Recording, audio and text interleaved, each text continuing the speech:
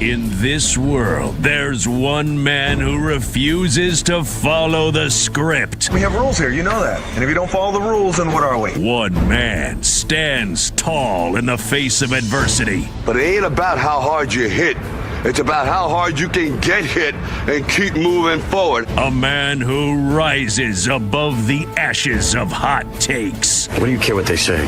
Easy for you to say they all love you. It's just noise, man. You're really good at it. You might be great. That man is Nick Kostos. And this is You Better You Bet. If loving sports is wrong, I don't want to be right. Where narratives are challenged and the truth is spoken. I told you what was going to happen last week. If you didn't listen, that's on you. This isn't talk. It's perspective. It's not what you look at that matters. It's what you see. This is You Better You Bet, presented by BetMGM on Westwood One Sports. Buddy, happy and merry. Terrific Sports Tuesday to you and yours. This is You Better You Bet with Nick Kostos on Westwood One Sports, as we bring you the fastest show in all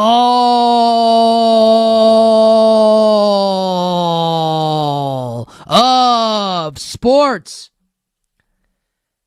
The show presented today and always by BetMGM. Make it legendary by downloading the BetMGM app and visiting BetMGM.com. So much going on this Tuesday morning in the world of sports, and we will get to all the big stories, including a potential touissance in Atlanta, and why I think Falcons fans should be more than a little depressed when they wake up on this Tuesday morning. I will explain why. And will Malik Willis be the answer at quarterback for the Miami Dolphins? I have a strong take on that situation. I think Dolphins fans will like to hear it. That's coming up a little later in the show. I got 6 letters for everybody. SGA MVP. We will talk about one of the best games in the calendar year 2026, one of the best NBA games of the regular season, as the Thunder vanquished the Nuggets last night in OKC, thanks to some heroics from Shai Gilgeous-Alexander, 129-126. And we saw yesterday, in the NFL legal tampering period, 3 teams that are picking in the top 5 of the NFL draft spend like drunken sailors. 2 of the approaches I liked. 1, I believe, makes absolutely 0 sense. Can you guess the one that I think makes 0 sense? I'll tell you all about it as we move along. 310-840-4910 is the phone number, 310-840-4910. Shout out to everybody watching on YouTube, youtube.com/@thekostos. Let me know your takes on NFL free agency, the signings you liked, the signings that you didn't like, what you want to see happen. We'll read them throughout the show, youtube.com/@thekostos. But we officially begin the terrific Sports Tuesday edition of You Better You Bet, with 2 Super Bowl champions that changed teams yesterday, 2 former Super Bowl champions that I believe will impact who wins Super Bowl 61. One of those players, a future first ballot Hall of Famer who will walk into Canton when eligible. And the other, a very recent recipient of one of the sport's highest honors. 2 players, 2 teams. I love it for both. And these teams, a combined 7 Super Bowl appearances since 2019. Super Bowl 55 champion Mike Evans, signing with the San Francisco 49ers. And Super Bowl 60 MVP Kenneth Walker signing with the Kansas City Chiefs. And I want to start with Mike Evans. Have you, personally, or someone you've known, ever been involved in a relationship that it feels like, even if it was great, even if there were great times had, that it feels like the relationship is drawing to a close? And despite all the evidence in front of you, whether it's your relationship, whether it's a friend of yours, whether it's a family member, despite all the evidence in front of you, despite the parties telling you, hey, we don't think we're going to make it. I think we're headed towards a divorce. I think we might have to break up. I think we might have to see other people. Maybe it's your partner saying it to you. Maybe it's friends of yours saying it to you. And you, ostrich, you put your head in the sand. You refuse to believe it, despite all the evidence to the contrary. I feel like that with Mike Evans, leaving the Tampa Bay Buccaneers to go to the San Francisco 49ers. They have basically been telling us, the team and the player and the agent and the insiders have been telling us for quite some time now, hey, like Mike Evans is probably leaving. And despite that, I still never really felt like Mike Evans would actually leave. And I can't believe Mike Evans won't be a Tampa Bay Buccaneer in 2026 or moving forward. Now, the good news here, if you're a Tampa Bay Buccaneers fan, if you're a Mike Evans super fan, this seems to be like a good divorce, right? There's no acrimony. Like maybe one party gets the convertible, the other gets the dog. You get holidays where you can both see the kids. Like, this is a good divorce. Great statement put out by the Bucs. Great statement put out by Mike Evans. They did this absolutely the right way, as Mike Evans departs Tampa to sign in San Francisco. And for Mike Evans, he will continue to author his first ballot Hall of Fame career in the Bay Area. 11 consecutive seasons, which broke last year, and we'll talk about the potential downside here. 11 consecutive seasons for Mike Evans of 1,000 receiving yards. Only one other player in the history of the NFL has accomplished that lofty goal, and he just so happens to be a 49ers legend. The great Jerry Rice. 6 Pro Bowls, 2 All-Pro teams, 108 career receiving touchdowns. Mike Evans, an absolute monster. And now, Mike Evans gets to play in Kyle Shanahan's offense. And if you don't think he's going to be a beast in Kyle Shanahan's offense, I think you're probably a hater. I think that you're likely to be wrong. And even though that's my opinion, I do have to acknowledge, right, the potential downside for this move. 3 years, $60 million, about $20 million a year for Mike Evans in San Francisco. So if you're out there and you don't like this move, I think there are a couple things that you would point to, right? And they're all facts, so I can't argue with them. Mike Evans is long in the tooth. He's going to be 33 coming up in August. I love that I've gotten old enough, by the way, that I'm 10 years older than Mike Evans, and I'm just like, yeah, like he's old. That dude's ancient. Put him out to pasture. Mike Evans will be 33 in August. He's coming off an injury-riddled season, only played 8 games last year for the Tampa Bay Buccaneers. And it's tough for any player, once you hit 33, once you get into your mid-30s, any athlete, to have the same speed that he or she did earlier in his or her career. And Mike Evans was never, like James Jett to begin with. He was never like a Rashid Shaheed to begin with. But he's obviously lost some of that speed as he's gotten a little older. All of those critiques, all of those criticisms, they are all valid. I can't argue with any of it. So that means that I have to give you, instead of a science-based argument why I like this signing, I will give you a faith-based argument as to why I like the signing for the San Francisco 49ers. And it's because I, Nick Kostos, have infinite faith in Kyle Shanahan. And I've said this a lot over the years, and I've said it a lot recently, but I think it really bears repeating because I actually think that people, fans, media, all of us collectively, I don't think all of us fully grasp and fully realize the fact, and it's probably because he hasn't won a Super Bowl yet, and that's fair, that we haven't fully grasped collectively just how brilliant an offensive mind Kyle Shanahan actually is. And that Kyle Shanahan is on the short list of the greatest offensive minds and greatest offensive play callers in the history of the National Football League. That's how good Kyle Shanahan is. So if Kyle Shanahan, along with John Lynch, but Kyle Shanahan's the one pulling the strings and making the decisions. If Kyle Shanahan has decided that Mike Evans, in his present form, soon to be 33 years old, coming off an injury, lost a step.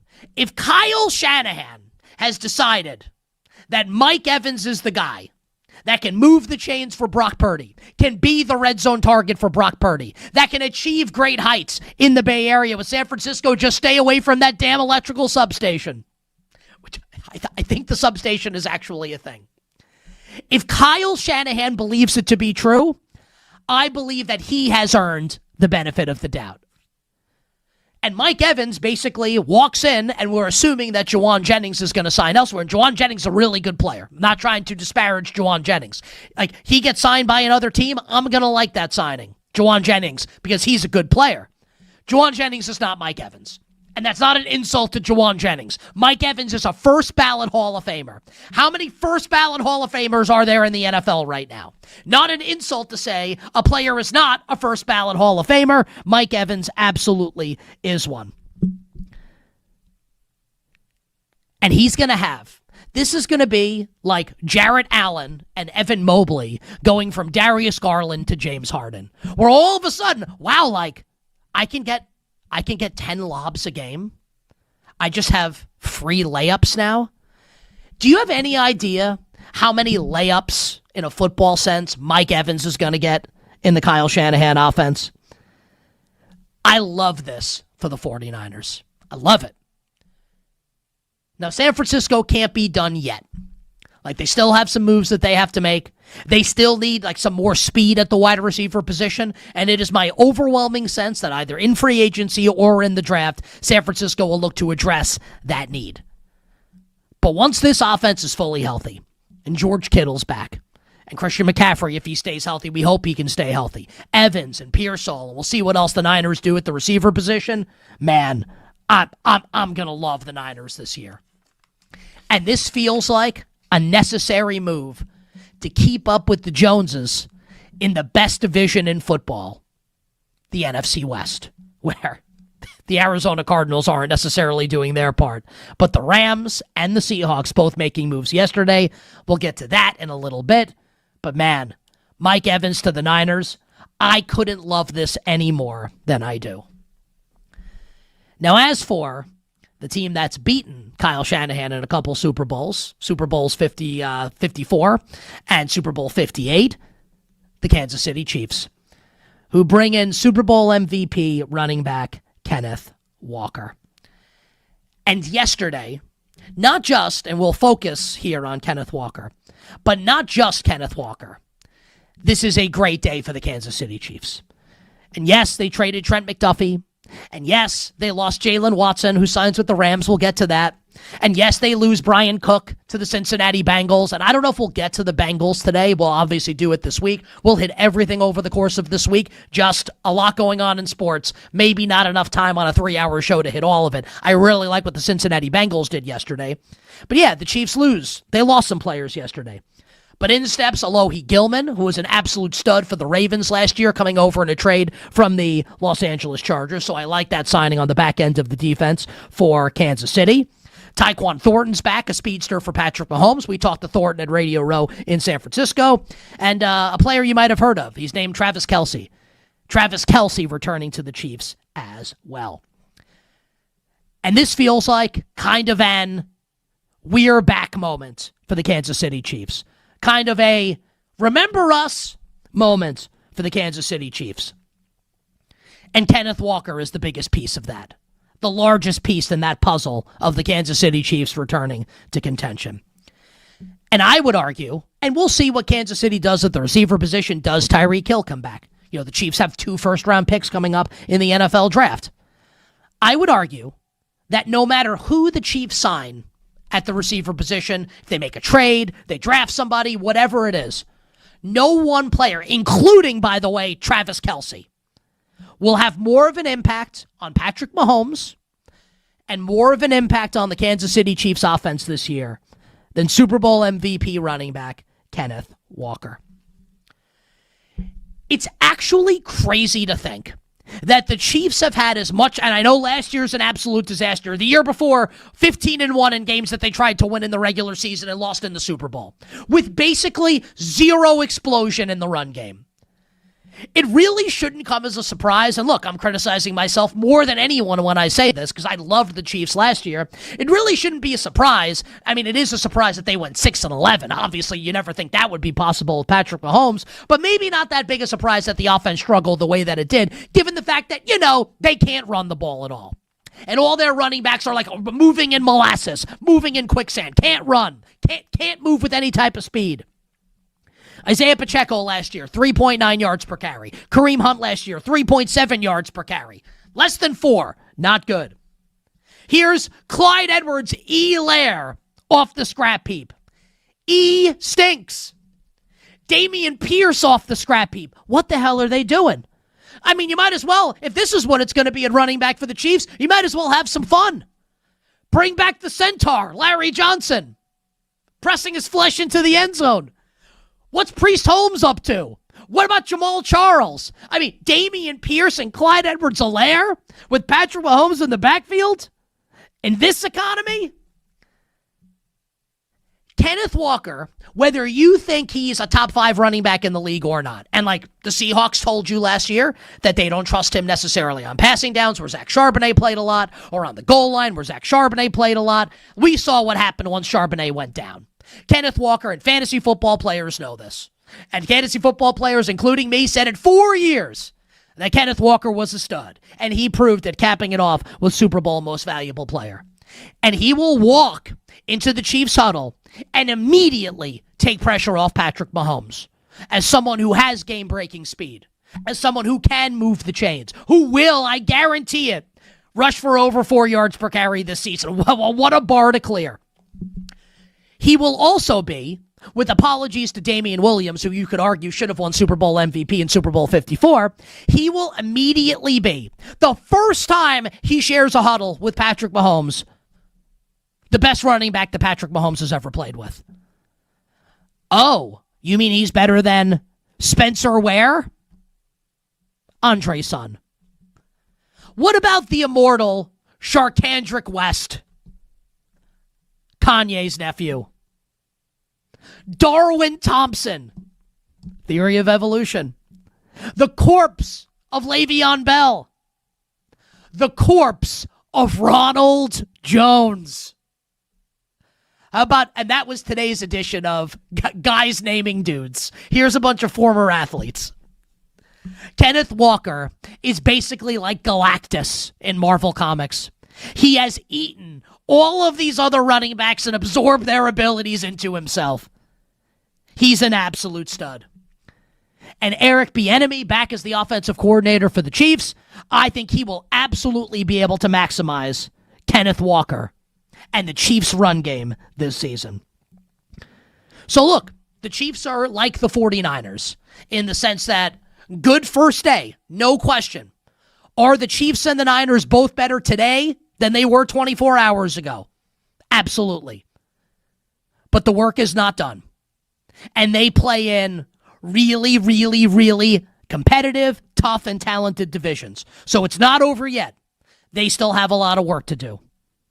But these signings yesterday, Super Bowl champion Mike Evans to the 49ers, Super Bowl MVP Kenneth Walker to the Kansas City Chiefs. Is it possible that about 11 months from now, we will get, for the third time in 8 years, Niners versus Chiefs? And if so, we will look back on Monday, March 9th, legal tampering as one of the main reasons why. Do you agree with me? Do you love these signings? Do you think the Chiefs overpaid for Kenneth Walker? Do you think Mike Evans won't stay healthy in San Francisco? Or am I just a genius? I think I'm a genius. 310-840-4910, 310-840-4910, youtube.com/@the Kostos. On the other side, oh man, the Chiefs and the Niners were not the only Super Bowl contenders that made some big moves yesterday. We will get to some of the others, including the reigning defending Super Bowl champion Seattle Seahawks, coming up next. Westwood One Sports, You Better You Bet, presented by BetMGM.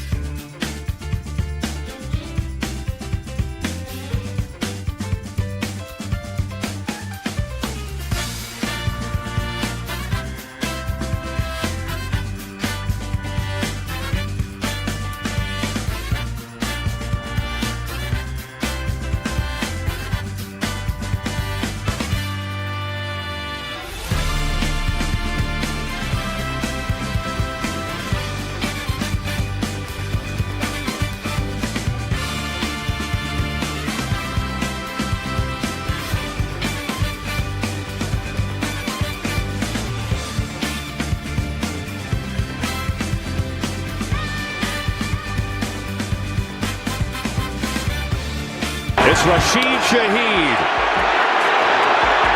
with the seam. Shaheed breaks through. Still going. A flag flies. Shaheed's going to take it all the way. Let's see if it stands. Now, back to You Better You Bet with Nick Kostos on Westwood One Sports. Oh, my God.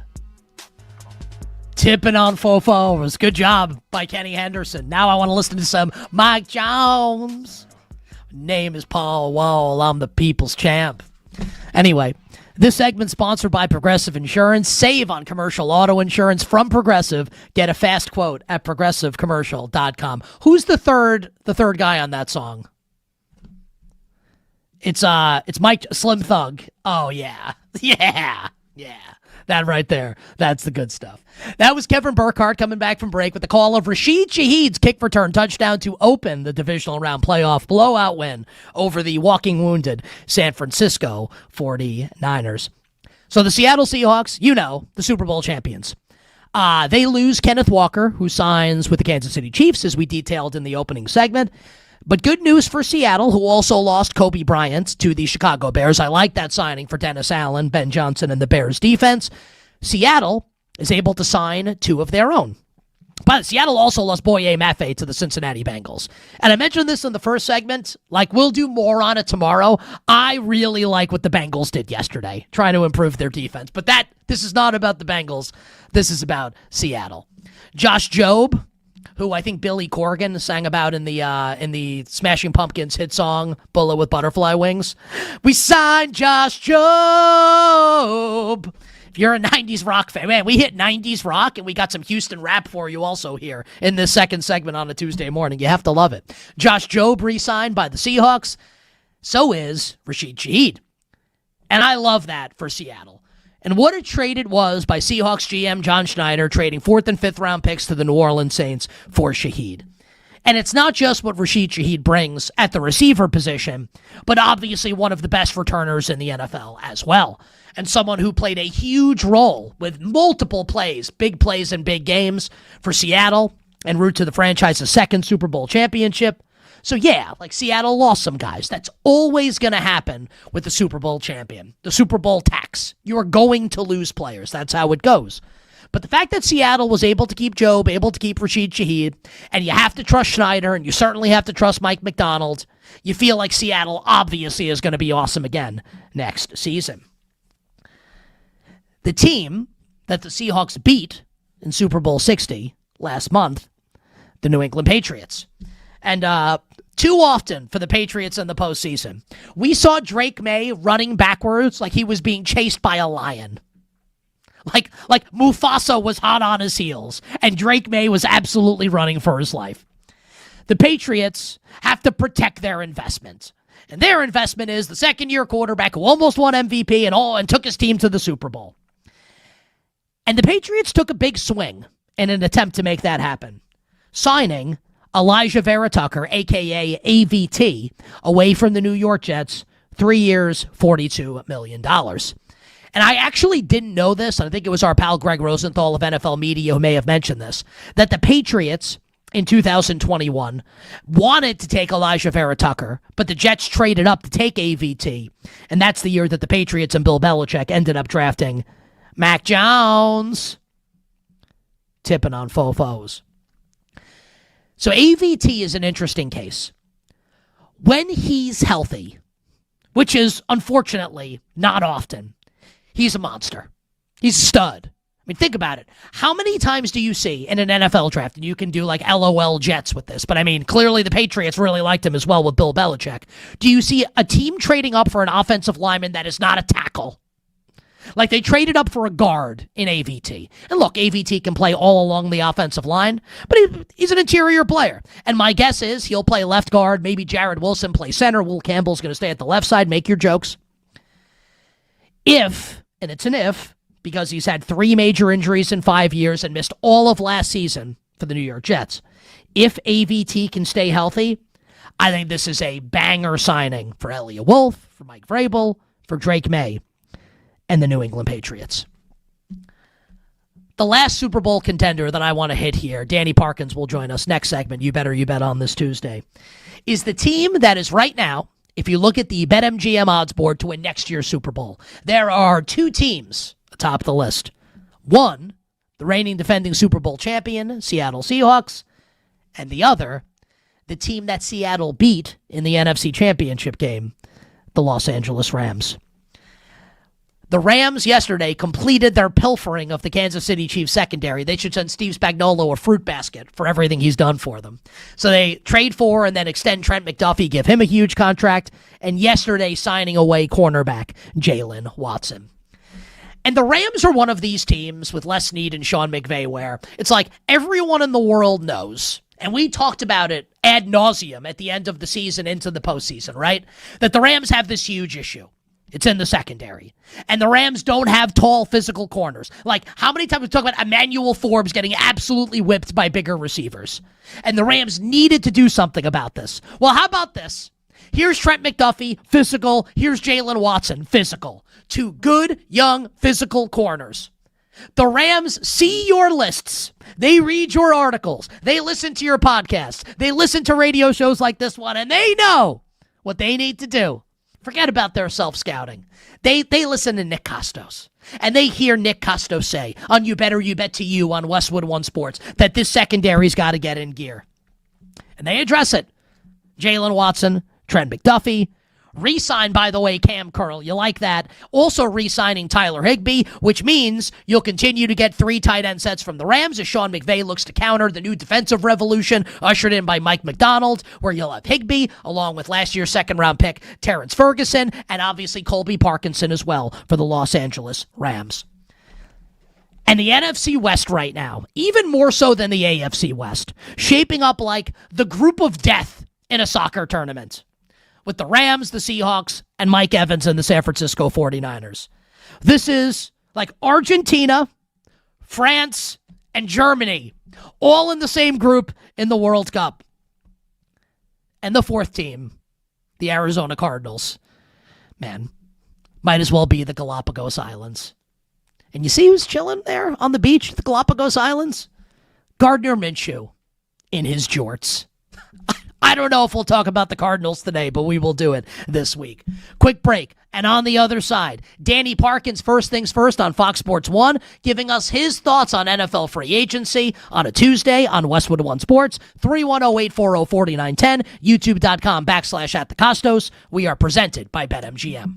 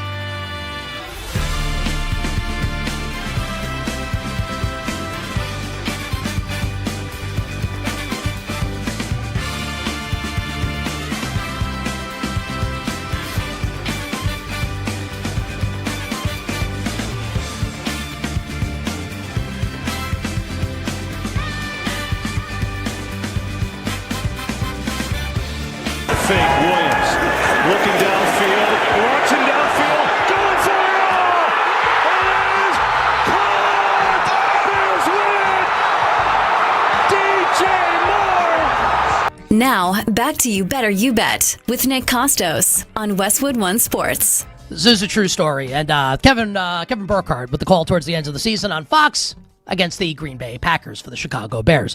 Danny Parkins comes on the show every week. Great to have him here on a Tuesday. First things first, Fox Sports 1. In Danny's contract to come on, not just monetary, must play Chicago Bears highlights. So yeah. Kenny Henderson, a Chicago guy, also a Bears fan. I didn't know what we were going to play coming back from break, and when in doubt, go with the Chicago Bears. Danny with us on the show on Twitter at Danny Parkins. What's going on, my friend? Chillin', man. Good to be with you. Thank you for the flexibility on moving to Tuesday instead of Wednesday for our normal conversation, but it's nice. We had all of the free agency stuff happening yesterday, so we can dive right into it.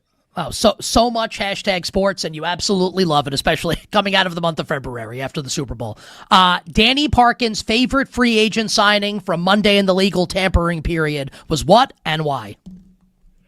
So it's boring, but I think Tyler Linderbaum, because if you're the Raiders and you're so bad and you are going to take a quarterback and apparently play him, partly because of his age, partly because you trust him, you move on from Geno Smith, like it appears that they're going to draft Fernando Mendoza and play him, you have to put him in a situation where you can get a true evaluation of him.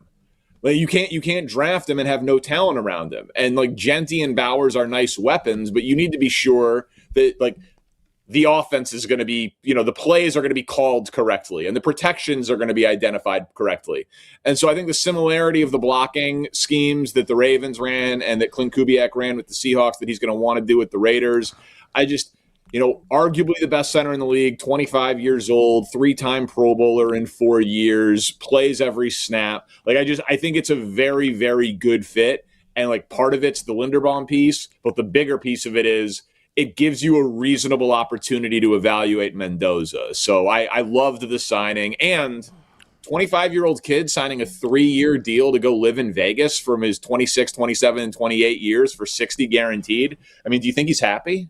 Well, I'll tell you what. I think I thought about this yesterday, right? And it's such a brilliant deal by the agent, right? Because now he's going to re-enter free agency again with a chance to break the bank before he's 30. I'll tell you what, just speaking for myself, I won't speak for you. I probably could, but I'll only speak for me. I wouldn't have made it. Yeah.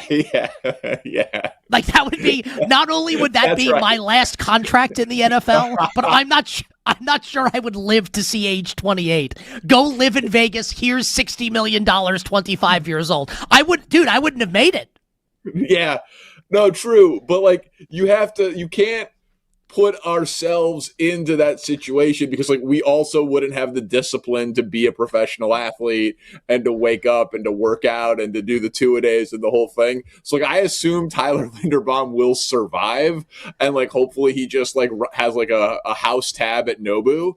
But it's an excellent point that it sounds really fun. And then at the end of it, you're like, wow, I would have some crippling addictions at best. Yeah, we'd be doing 2-a-days, blackjack table in the morning, blackjack table at night. And just like when we were like primarily a betting show, I would get asked like, would you move to Vegas? And it was like, no. Like, no, I need to stay in like my little bubble here in New York if I wanted. I just know myself. So Tyler Linderbaum, and we haven't touched on it yet here on the show. We'll do the Raiders, the Titans, the Jets, and much more coming up next hour. Linderbaum is your favorite signing. I love the rationale behind it. Was there a signing yesterday, Danny, that you did not like in NFL free agency? So Linderbaum, your favorite. Give us one that maybe you were not as high on from Monday in NFL free agency. So I understand supply and demand. I get that Alec Pierce was the best free agent wide receiver available. And I get that there was a large demand for a premium position and there was a low supply. Like Mike Evans is maybe the next best, and he's 33 years old. And I know that he led the NFL in yards per catch the last 2 years. And I know that Daniel Jones likes him. And I know that he likes Daniel Jones. But Alec Pierce is not worth almost $30 million a year for 47 catches in a season. He's just not. And I think you get to a place where you have to pay Alec Pierce that much money because you went all in with Daniel Jones. You went all in on the Sauce Gardner trade. Daniel Jones gets hurt. You transition tag him, and it's like, well, if Daniel Jones throwing to Alec Pierce was second in the NFL of any quarterback wide receiver duo of yards per catch, and they like each other, and now we're stuck with Daniel Jones, and we have no other first-round picks to pivot out of, obviously we have to keep going down this decision path that we've gone down. And if the wide receiver likes the quarterback and the quarterback likes the wide receiver, we just have to do it. But now all of a sudden you find yourself paying $60 million a year to Sauce Gardner and Alec Pierce and another 37 to Daniel Jones. I think that there's a very low ceiling on a team that's constructed that way. Tough to disagree there. And this is like choose your own adventure book where you only have one choice. You don't get right. two. Exactly. Turn to page 69 and you go 8-9 this season with Indianapolis with Daniel Jones. That's exactly. And again, like if there were 6 free agent wide receivers that people liked, like it wouldn't have cost that much money and there would have been some optionality there. But so like good for Alec Pierce. He used his leverage to get paid generational wealth, but like, come on, he's not in that class of player. I want to push back on that a little bit. And he hasn't been yet, so I can't argue with that. Isn't his upside to be a top 10 receiver in the NFL, like this year? I mean, yeah, a lot has to go right. A lot has to go right for that. I haven't seen him do it with the volume. Like is he Deshaun Jackson, or is he going to actually can he be Amon-Ra St. Brown? You know what I mean? I think he can. I think he can maybe kind of be both potentially. Okay, well then it's a good deal. Like then it's a good deal. Like I need to see him have a higher volume of target share, production, versatility of routes, all of those things, and it's a lot of money to bet on the come. Like Isaiah Likely's a similar thing. Like Isaiah Likely. I love the eye test. You and I both know the numbers, but you and I also both obsess over the amount of football that we watch. Isaiah Likely looks the part. Isaiah Likely has also never had more than 550 yards in a season. Like, you know, his career high in touchdowns is 6. I think he had 11 first downs last year. I know he was hurt. He's never had more than 60% of snaps played in a season. Like, it's just, you're betting on the athletic specimen, and sure, and the salary cap has gone up. I get it, but you're betting on future production, not based on anything that's, actually happened on the field. I love this, and I like the signing, to be fair, as a Giants fan, but Giants fans that are like, oh, well, John Harbaugh knows him from their time in Baltimore. Yeah, you mean when he was the number 2 behind Mark Andrews? I think yes, this is not like Kellen Winslow Sr. that the Giants just signed, and Giants fans are making a huge deal about it. I like it, but I can't get crazy over it. Yeah, and again, we have to, and myself included, and I know the salary cap well, you have to, okay, the salary cap went up X%, the most recent guy gets signed for the most money, you have to recalibrate the money and say, just because he's making more per year than, fill in the blank player, than Sam Laporta, doesn't mean he's better than Sam Laporta, but you have to factor that in for when they signed and how many years they signed for. I get all of that, but it's a huge risk. I haven't seen that guy play 80% of snaps ever, and they're going to be asking him to do that. So it's a big jump when you talk about free agency. It's why the best players don't hit free agency anymore. I will say I like it from that. We'll get off the Giants in a second here. As a Giants fan, I do like now that they'll be able to have regular 2 tight end sets with Isaiah Likely and Theo Johnson, kind of bring this offense kicking and screaming into where offenses are headed right now. You bet on a Tuesday. Our guest, Danny Parkins. First things first on Fox Sports 1, on Twitter at Danny Parkins. I led the show today with Kenneth Walker to the Chiefs, Mike Evans to the Niners, 2 really good players, 2 Super Bowl champions changing teams to teams that we think could contend for Super Bowl 61. Your thoughts? Walker to the Chiefs, Evans to the Niners. So Walker to the Chiefs is easy. I think that has to have 100% approval. It is a massive need, and they weren't going to be able to draft Jeremiah Love at 9. He wasn't going to be there. And the Chiefs have a serious question at wide receiver 1 and they have serious questions in their secondary and for their pass rush. So they had too many needs to fill with the 9th pick and the 29th pick in the draft when you're getting Travis Kelce's swan song season and Mahomes coming off of the ACL injury. Like, Kenneth Walker only averaged 13 carries per game in the regular season last year. And he had 9 more explosive runs than the Chiefs did as a team. Like, he's good. Is he a perfect player? No. Would Andy Reid like him to be a little bit better of a pass catcher to run the screen game more effectively?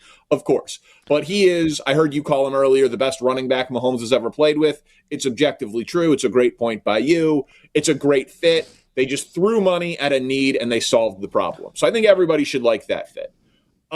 Mike Evans, I think, will be fascinating in a Kyle Shanahan system. He's had the opportunity to leave Tampa before, and he's never left Tampa. And so I kind of am surprised to see it happen. But then again, back to the Alec Pierce point, you look at the money. Do you think Mike Evans 24 months ago thought that when he was 33 years old, he was going to get a $60 million contract offer when he's coming off of a season with injuries? Like, no chance.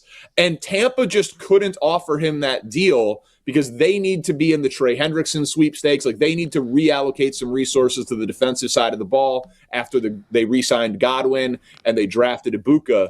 So my guess is that Evans wanted to be a Buck for life. And then he looked around and he was like, I can go play for Kyle Shanahan in my mid-30s and sign one of the biggest contracts he's ever signed coming off an injury year. So my guess is he was just like, I didn't want to leave Tampa, but he just had to do it. And of course, it's a great football fit.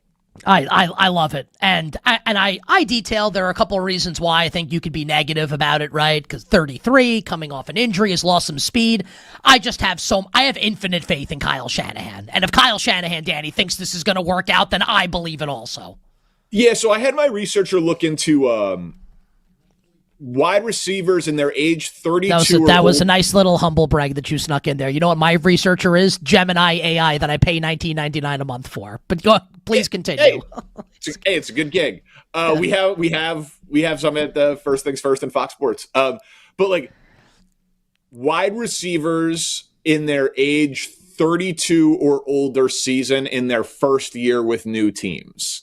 There's not a lot of impressive seasons out there. It's hard. It's a cliff historically for wide receivers in terms of athleticism and production, and then new team. But like, I think there's a world where he has a Devontae Adams type season, where it's like, oh, Mike Evans, not a number one, not another 1,000 yard season, and I don't remember if Devontae eclipsed 1,000 yards or not, but like double digit touchdowns. Like Devontae led the league in touchdowns this past year. Like I could just see all of those back shoulder throws and this, scheming him open inside the 10 types of situations. Like, I easily could see 10 to 12 touchdowns for Mike Evans, even if it's not one of the 6 most productive seasons of his career. 789 yards last year for Devontae Adams, but 14 receiving touchdowns for Devontae. That's what I thought. Can't have you leave without talking about the Bears. I like the Kobe Bryant signing.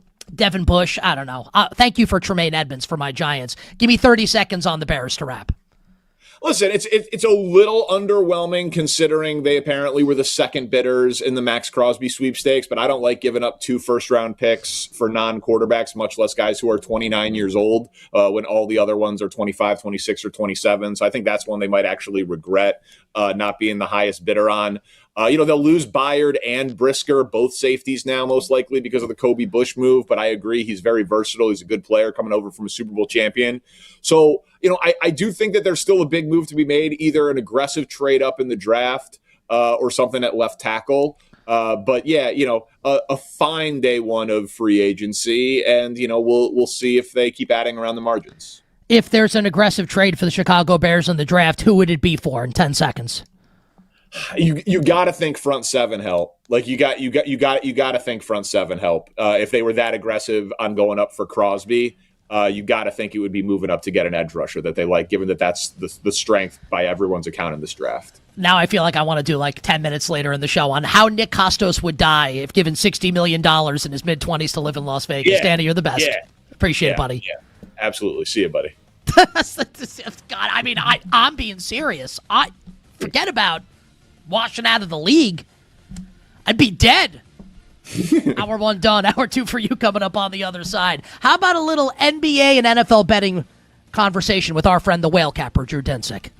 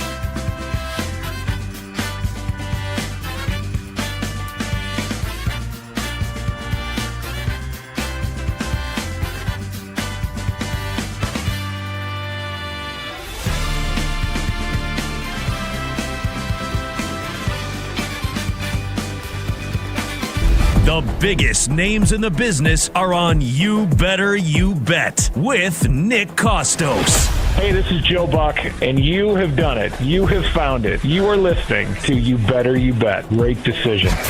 Hi, this is Kevin Harlan of CBS, Westwood One, and TNT, and I'm listening, as you do every day, to You Better You Bet with the most handsome single man in the radio business. A man who, if I was not married for 38 years, I might consider myself the kind of guy that can electrify a listening audience and a crowd of bystanders watching him do what he does so well each and every day. Continue to listen right here on You Better You Bet. This is You Better You Bet on Westwood One Sports. Brought to you by BetMGM. The terrific Sports Tuesday edition of You Better You Bet rolls on. Nick Kostos, our crew, and you on Westwood One Sports. We are presented today and always by BetMGM. Love the first hour of the show. Led the show with 2 signings yesterday to open the legal tampering period in the NFL, and why I think those signings will impact who wins Super Bowl 61. Kenneth Walker to the Kansas City Chiefs, immediately the best running back Patrick Mahomes has ever played with, and future first ballot Hall of Famer Mike Evans to the San Francisco 49ers. You can have your questions. You can have your doubts. You can have your critiques. Me? I believe in the great Kyle Shanahan. Also touched on the Rams signing Jalen Watson. Here's just Jalen Watson and Trent McDuffie to fix our biggest problem. No big deal. The Rams are absolutely awesome. The Seahawks bringing back Rashid Shaheed. Why, that's a big deal for Seattle as they look to defend their Super Bowl championship coming up next year. And I will say, if Elijah Vera Tucker can stay healthy for the New England Patriots, and that is a big if, that is a big piece to protect Drake May, solidify that offensive line, so Drake May can stop sprinting backwards like he's Usain Bolt when the Patriots play against good defenses. We'll continue to talk NFL free agency coming up 20 minutes from now. I'm going to go through 3 teams picking in the top 5 of the NFL draft that spent like drunken sailors. 2 of those teams, I like their approach. 1, I hated.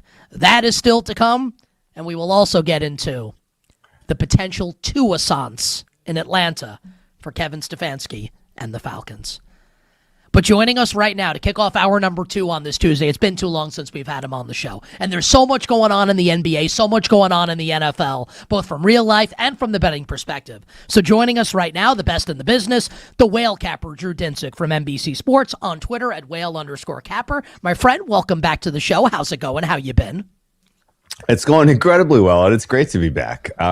The NBA has been it's been an incredibly successful season, betting game by game so far. I kind of can't believe it, and now we're set up for one of the more entertaining playoffs in years. Like, we have a real challenge, a couple of potential paths for the Thunder to actually get challenged in the West now. That's exciting. And the East is going to be absolutely thrilling. I feel like round 1, we're going to have a couple of playoff matchups that are going to be must watch in the East. And considering where we were at the beginning of the year, where this was considered to be wide open and a bad year, a down year, however you wanted to characterize it, we have come a long way to where this is now all of a sudden going to be must watch NBA playoffs. And I can't wait. We will get to the NBA a little bit later in this interview, but Drew, there's so many great NBA topics, but we'll do that coming up in a little bit. But let's continue on the NFL theme here, my friends. Now, this can be a trade that's already happened, like Crosby to the Ravens, DJ Moore to the Bills, signings that we saw yesterday. What has happened thus far in this NFL offseason that changes the way Drew Dinsick conceptualizes and handicaps early in the process this coming NFL season? Oh, man. The 90% of the stuff you see in free agency, in my opinion, has virtually no impact. It's mostly just teams that have glaring needs and lots of cash spending on players that are available for a reason. And so you see stuff that kind of comes across the wire, and it kind of either raises your eyebrows like Tyler Linderbaum was worth what, or it just kind of like, oh, okay, Dolphins retooling with Malik Willis at that price point. fine. I'm confused at a number of teams. Like what is ultimately the plan here? Like, great example, like the Steelers. Steelers got Michael Pittman for a song. Who's throwing him the ball? Very, very curious as to what the what the plan is there. Mostly right now in the NFL, you have the haves and have-nots at quarterback. That's going to ultimately determine, the way championship equity is kind of carved up once we get to coming up with fair pricing. Pretty shocked that teams like the Bills haven't made a more splashy move, considering all of the players that were available in free agency at wide receiver and via trade. And then, similarly, fascinating to me that the Chiefs are pivoting into kind of bolstering their offensive weapons and letting the defense sort of dry on the vine with some of the losses there. The only kind of move to make, I think, at this point is betting the Rams. Their kind of move to bring in good cornerbacks, to me at least, they look like the best team on paper as we come into this new season. Tough to disagree with that. On my award-winning, they haven't won any awards. I don't think it's also up for an award. In my award-winning sports betting minutes that air on Odyssey stations nationwide, I actually said the 2 Super Bowl favorites are the Rams and the Seahawks right now. If you had to bet one, I think it would have to be the Rams. No disrespect to Seattle, but tough to disagree with that now on the Los Angeles Rams. So let me hit you with this, right? I think we can both agree. I'm honest, right? I want to bet the 49ers this year. Okay. I think San Francisco still has some moves they have to make. Right now, on paper, I don't know how you argue against the Rams. And on paper, right? There's still a whole offseason to play out. We'll see where things end up. So Rams, I think pretty clearly right now, maybe they don't get there, but right now, on paper, best team in the NFC. If I made Drew Dinsick right now pick the AFC champion, and this is a pencil, not pen ant. You don't have to put a cent on this right now, right?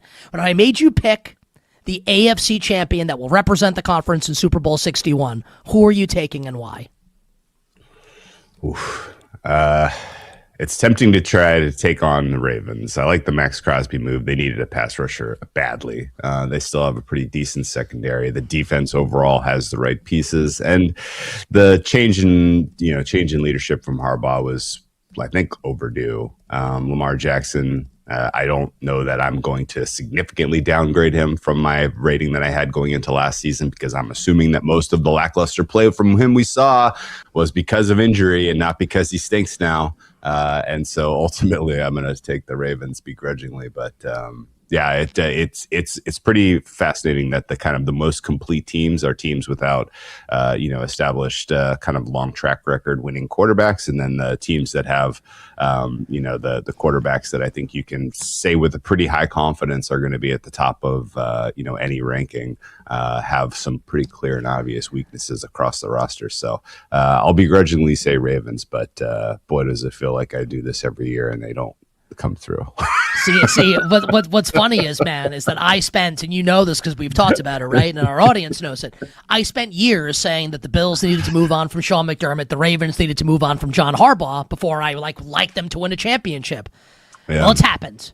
They moved on. And I kind of think we might get a Buffalo-Baltimore AFC championship game this season. But we can. Crazy. You don't think that's nuts? Not at all. Not at all. It was kind of back and forth in my head between those two, and only one Ravens, just because I think they have a slightly more talented roster around Lamar than the Bills have around Josh. Last NFL question, and then we'll talk some NBA. Now, I'll just give you an example of what I'm talking about here, and maybe you'll agree. So I'm thinking about the signings yesterday, and I'm looking at the prices at BetMGM. I was a little surprised to see, and look, it can't be that big of a stunner, even though this team won its division last year. The Carolina Panthers are the fourth choice right now to win the NFC South at plus 380, right? And they signed Jalen Phillips, they signed Devin Lloyd. I think you can make a case that that's the best bet in the NFC South would be Carolina. So that can be I just wanted to give you some context for the answer I'm looking for here. Sure. Is there a bet that you have percolating right now that is interesting to you off of what we've seen that maybe the betting market isn't that keen to yet? It doesn't have to mean I'm right about Carolina, but that would be my answer to that question for right now. Yeah, I mean, Carolina is very interesting. I liked both of their pickups on defense. Maybe an overpay for Phillips. Lloyd, I think, was a fair bet on as a kind of a buy, an up and coming guy. The NFC South is it's such a kind of win by attrition type of division, and I think they're going to be kicked around by what looks to be pretty difficult schedules for all of these teams. So 9 wins gets you there. Plus 380, they should probably be a lot flatter. I guess the most obvious thing, if I was writing bets on the NFC South, I would be just delighted beyond belief to write anyone who wants Tampa at plus 130. Yeah. Plus 130. That's a crazy number. Can I hit you with another crazy number? Can I say something that might be, and I don't know if you maybe you disagree with me here. Like, I'm a huge Kevin Stefanski fan. Look, I was planning on saving this. I'll do it right now with you here. And I'm curious what you think about this. Which quarterback do you think starts more games for the Atlanta Falcons in 2026? Tua Tagovailoa or Michael Penix Jr.? And no matter who the answer is, who would bet on this team to win the division if those are your options? I don't know what's going on in Atlanta, man. This is so terrible. My guess is that Tua starts more games because I don't think Penix is going to be ready week 1. And if Penix is ready week 1, he is such a high risk of re-injury that I think that it's just not going to work. To me, the move to get a guy like Tua as opposed to any other option they had is kind of signaling a white flag on the Penix regime. And on top of that, they've fired the GM who drafted Penix. So really at this point, no loyalty to continue sticking their necks out for him. I think both Penix and JJ McCarthy both got votes of sincere no confidence from their, in their young tenures based on the moves that those two organizations made at the GM position. So, Tampa and Atlanta to me look like false favorites in that division. You want to take a swing on the Saints, you want to take a swing on the Panthers. I wouldn't stop anyone from either of those two teams. And ultimately, I could see this very, very likely finishing in reverse order of odds: Panthers over Saints, over Falcons, over Bucks. Like, that is not hard to see at all. You bet on this Tuesday. Westwood One Sports presented by BetMGM. Nick Kostos joined by NBC Sports betting analyst, one of our favorites, the Whale Capper Drew Dinsick. You can follow Drew on Twitter at @Whale_Capper. Let's do some NBA. Shai Gilgeous-Alexander, I haven't touched on this game yet. I thought it was one of the best games of the season last night as the Thunder beat the Nuggets 129-126. SGA with some unbelievable heroics at the end of the game, including the game-winning three-pointer as OKC wins by 3.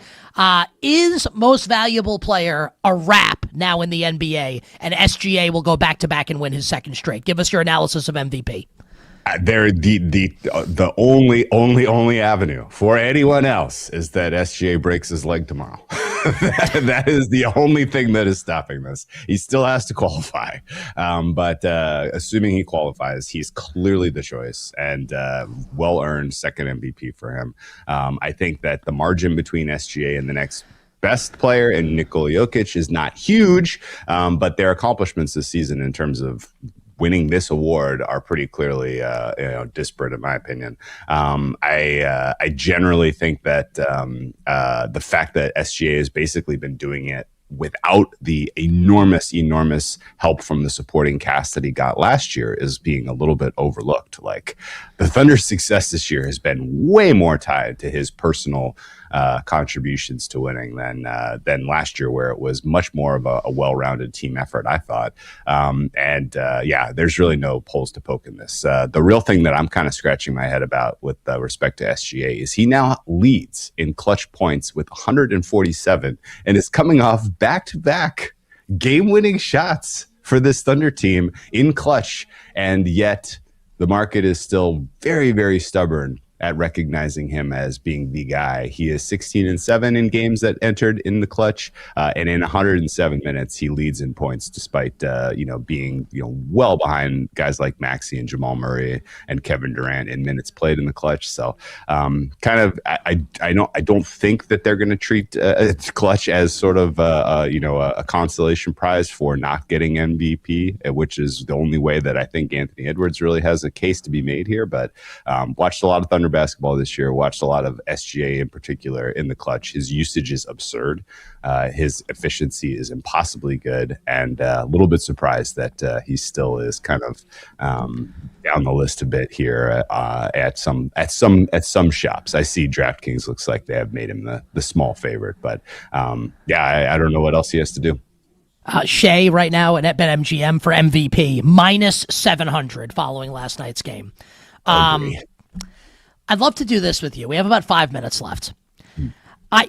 I think it's probably less than 10, but let's do 10 and let's pick 5 teams each. I want to do a Nick Kostos, Drew Dinsick, NBA champion draft, where we draft team that we think like. So I have the first. If I think the Thunder are going to be the first pick, no matter who has it. So we'll go from there in order of teams we think have the best chance to win the championship. We'll see who ends up with the better grouping. Would you like the first pick, or should I take the first pick? I think I'll happily take the first pick because the Thunder is my only bet in the futures market right now. That's all I got. Okay.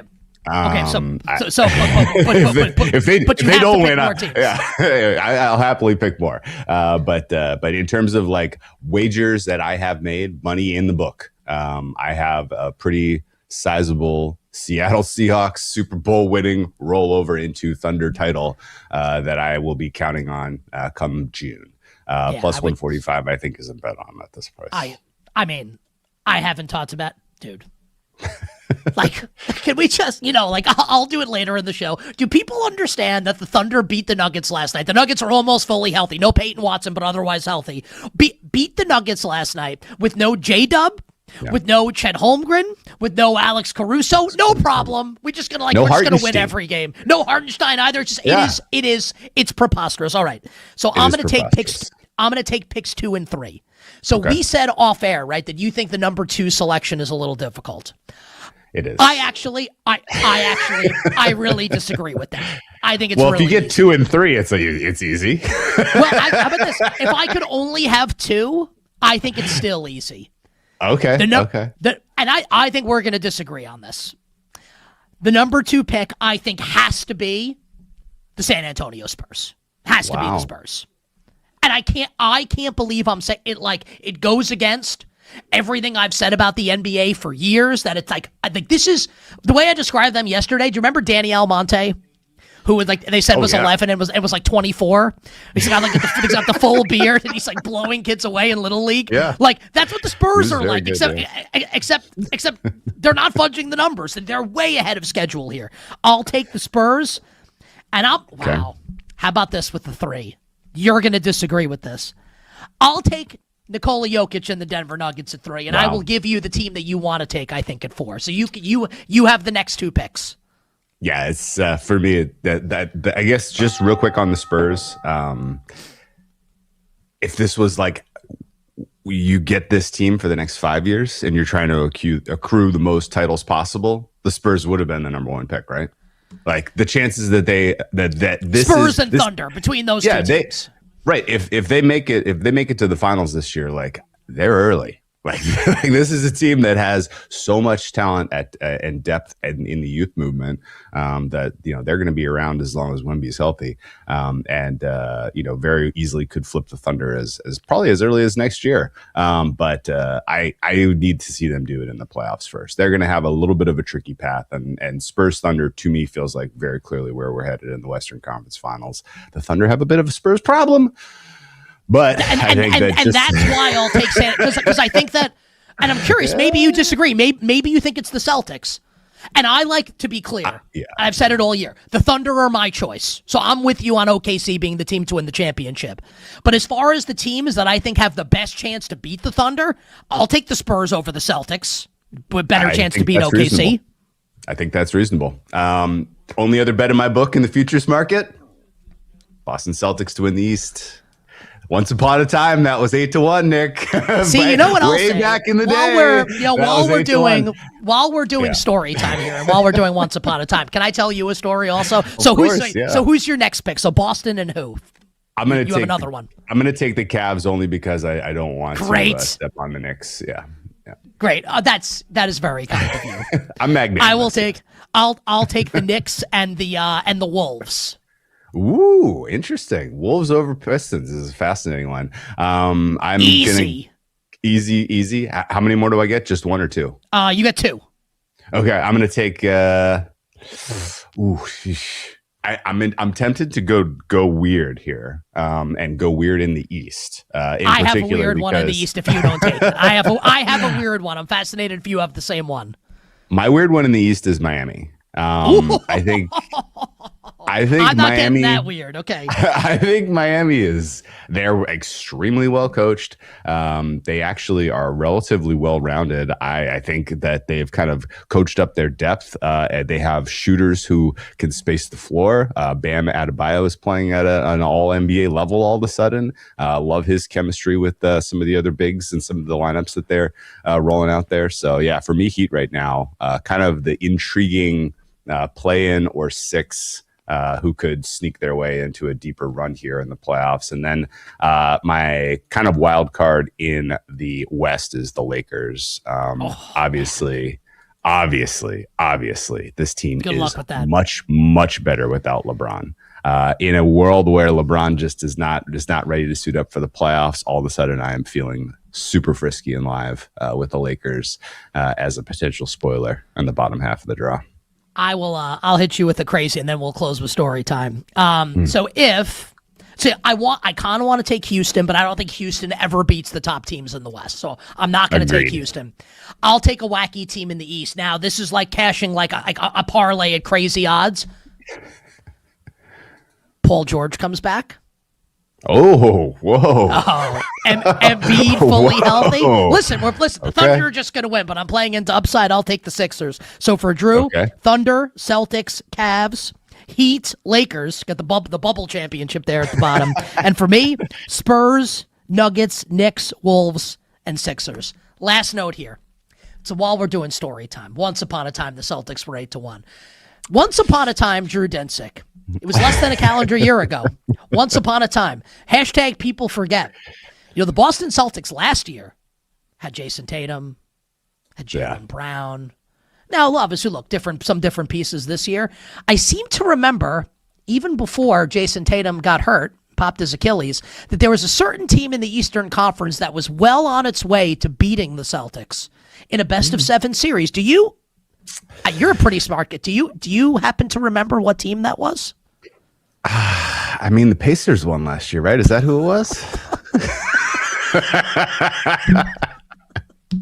Hey, man, all I know about the Celtics, if the Celtics ultimately come through in the East, I'm going to have I will be insufferable. No one will want to talk basketball with me. I will be all spring long. I will be avoided like the plague.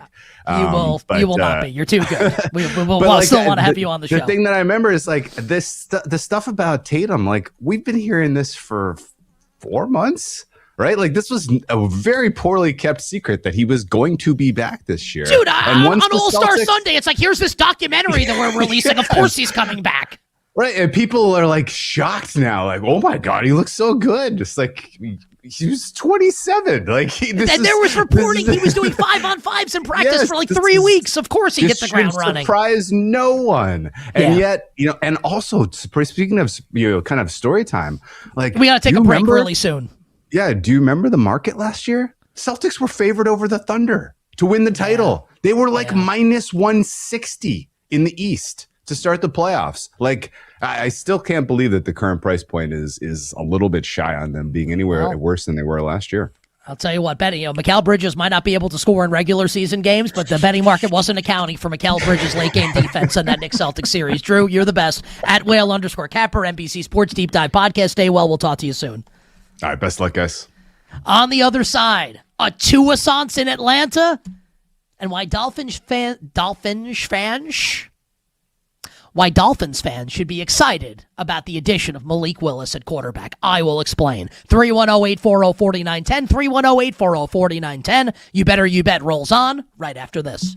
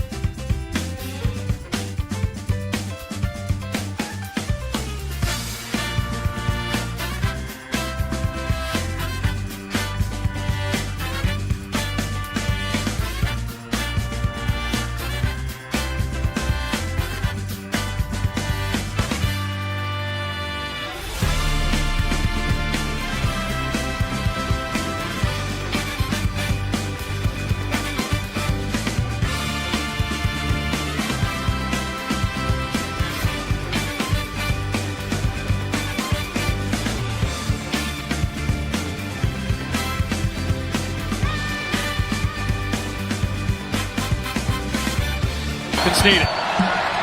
Penix looks, passes, intercepted. Mike Jackson, who might take this the distance. Penix gets a piece of him. Jackson stays on his feet, reverses field, tries to spin away. But it's the second interception thrown by Michael Penix this afternoon. Now, back to You Better You Bet with Nick Kostos on Westwood One Sports. Fox Sports, courtesy of The Call. This segment sponsored by Progressive Insurance. Save on commercial auto insurance from Progressive. Get a fast quote at progressivecommercial.com. The show presented today and always by our friends at BetMGM. The Atlanta Falcons are setting up as a fascinating team as we now continue the march into free agency and towards the 2026 NFL Draft. So the news came down towards the end of our show on Monday, yesterday, that the Atlanta Falcons were trying to bring Tua Tagovailoa in on a short deal. The Dolphins are paying Tua about $1 billion, so the Falcons or any other team could essentially sign Tua for the minimum. And it ended up happening after we went off the air. 1 year, $1.3 million, the minimum. The Atlanta Falcons bring in Tua Tagovailoa. And as I'm sitting at home, and I'm thinking, as one does at home, especially with a young child, it's like, why would you, why would I want it 68 degrees in New York yesterday? Why would I want to go outside and play with my young daughter when I could think about the Atlanta Falcons quarterback situation? And I'm considering the fact that two things about Michael Penix Jr. Number one, he tore his ACL at the end of November. Will he be ready for week 1 of the regular season? Maybe, but we don't know. That's the first thing that I'm considering with Michael Penix. The second thing, and I would argue this one is more important, is that he stinks. Like, he's bad. And I understand it's early. Like, he's not a bust yet. It's not fair to say he definitely stinks. He might still be good. There's a lot of time. He can figure it out. Sam Darnold figured it out. Lots of quarterbacks have figured it out. Michael Penix can still figure it out. Last year, though, was so bad for Michael Penix Jr., and I was a Michael Penix truther, the Penix mightier. I had money on Michael Penix to win MVP last year. What a terrible bet. I had Michael Penix on my fantasy leagues as my number 2 quarterback. Never used him. He was not good. And when you think about Kevin Stefanski and the scheme that he wants to run, I don't know if Michael Penix is a great fit for this scheme. You know what Michael Penix doesn't want to do? Throw over the middle of the field. You know what Kevin Stefanski loves? A quarterback who throws over the middle of the field. I don't know if I love this fit. So now, here comes Tua Tagovailoa. And here's my question for everybody. Which quarterback will start more games for the 2026 Atlanta Falcons? Tua Tagovailoa or Michael Penix Jr.? The Tua-sance? We all buried Tua and now he's going to be starting for the Falcons? Is this a thing that could actually be true?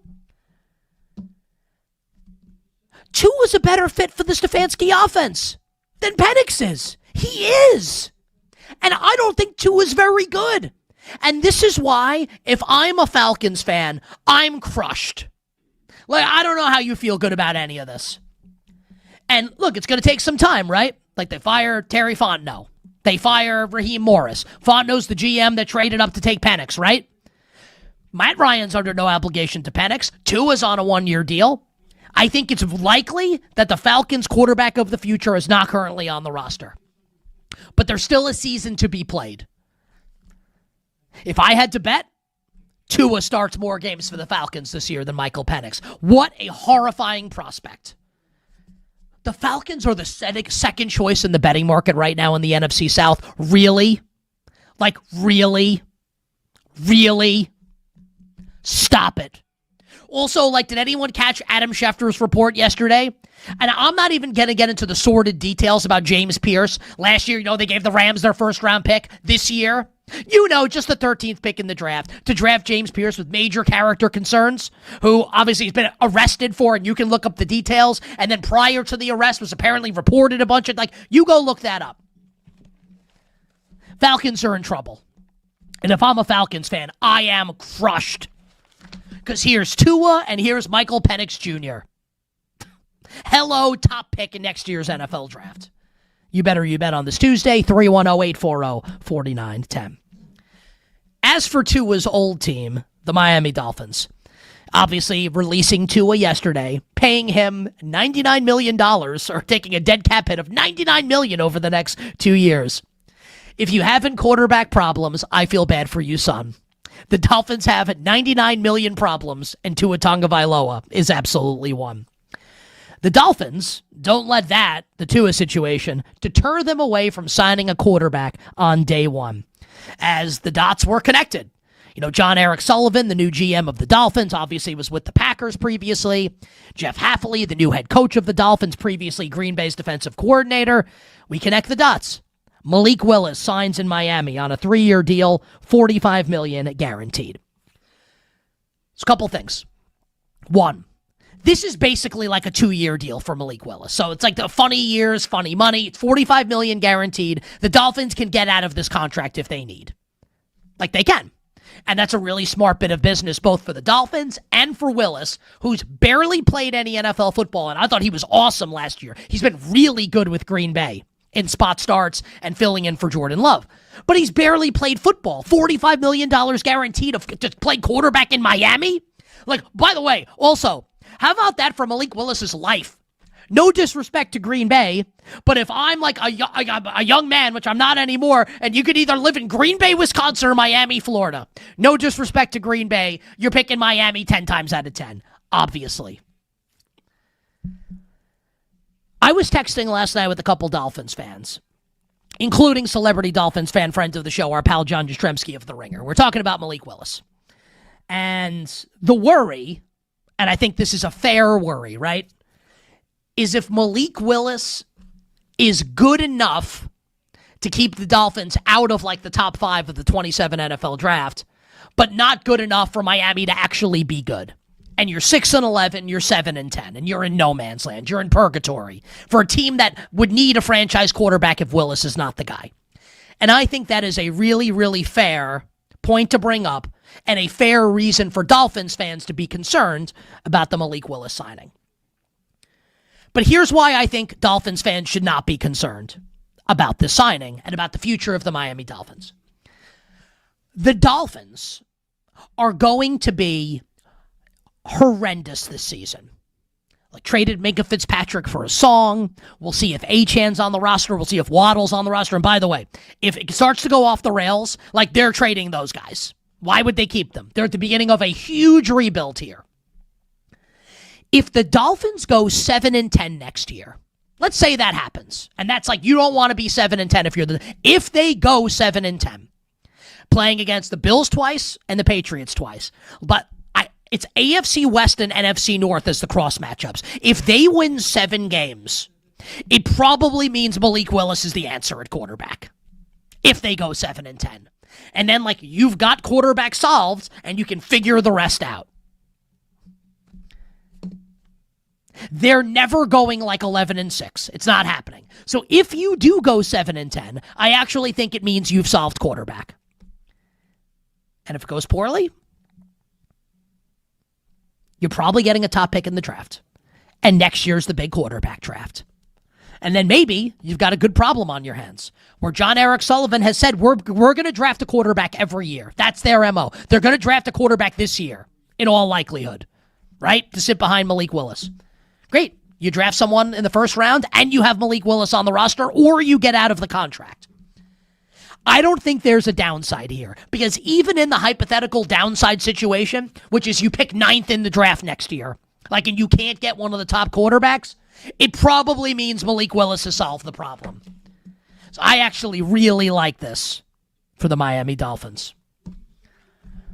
We'll take a quick break. And on the other side, we'll turn our attention to the National Basketball Association. Drew Dinsick and I touched on the Thunder being the most likely team to win the championship. In case you needed more evidence of that happening, we got it last night in OKC. We'll talk about that. We'll give you the game of the night tonight in the world of sports and the betting preview of that game, and some major breaking news in the world of college basketball next on a Tuesday on Westwood One Sports.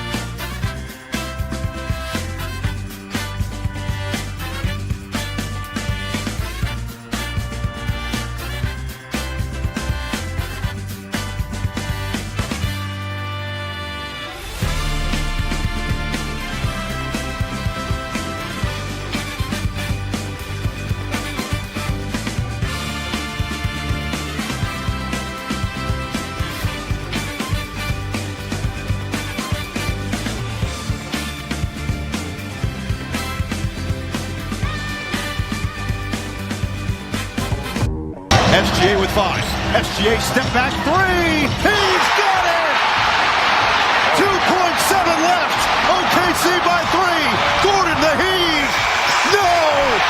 And on a night that he ties Wilt Chamberlain, SGA's greatest hit tour continues. OKC wins.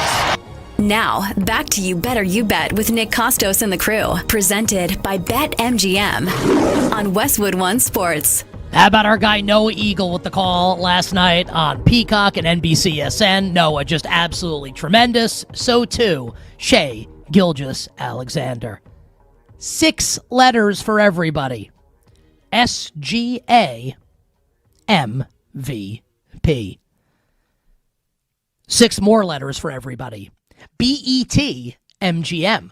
There's no better place to be during March matchups than Vegas, and this year, college basketball fans can win a VIP trip to the Court of Legends event featuring the Cavender twins. Simply place sports bets, and your position on the leaderboard will determine if you win one of the 25 grand prize packages. Just sign into your BetMGM account, opt into the promotion, then start placing sports bets of at least $10 to climb the leaderboard. Make this March one to remember. Join the Court of Legends leaderboard so you can make it legendary.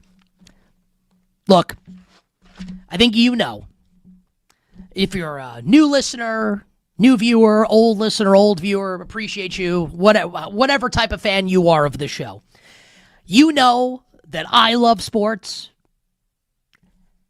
and I know that you love sports. So, we loved last night's game with the Thunder and the Nuggets in Oklahoma City. One of the best games of the NBA regular season. One of the best games, period, in any sport of this calendar year. Won by the Thunder, 129-126.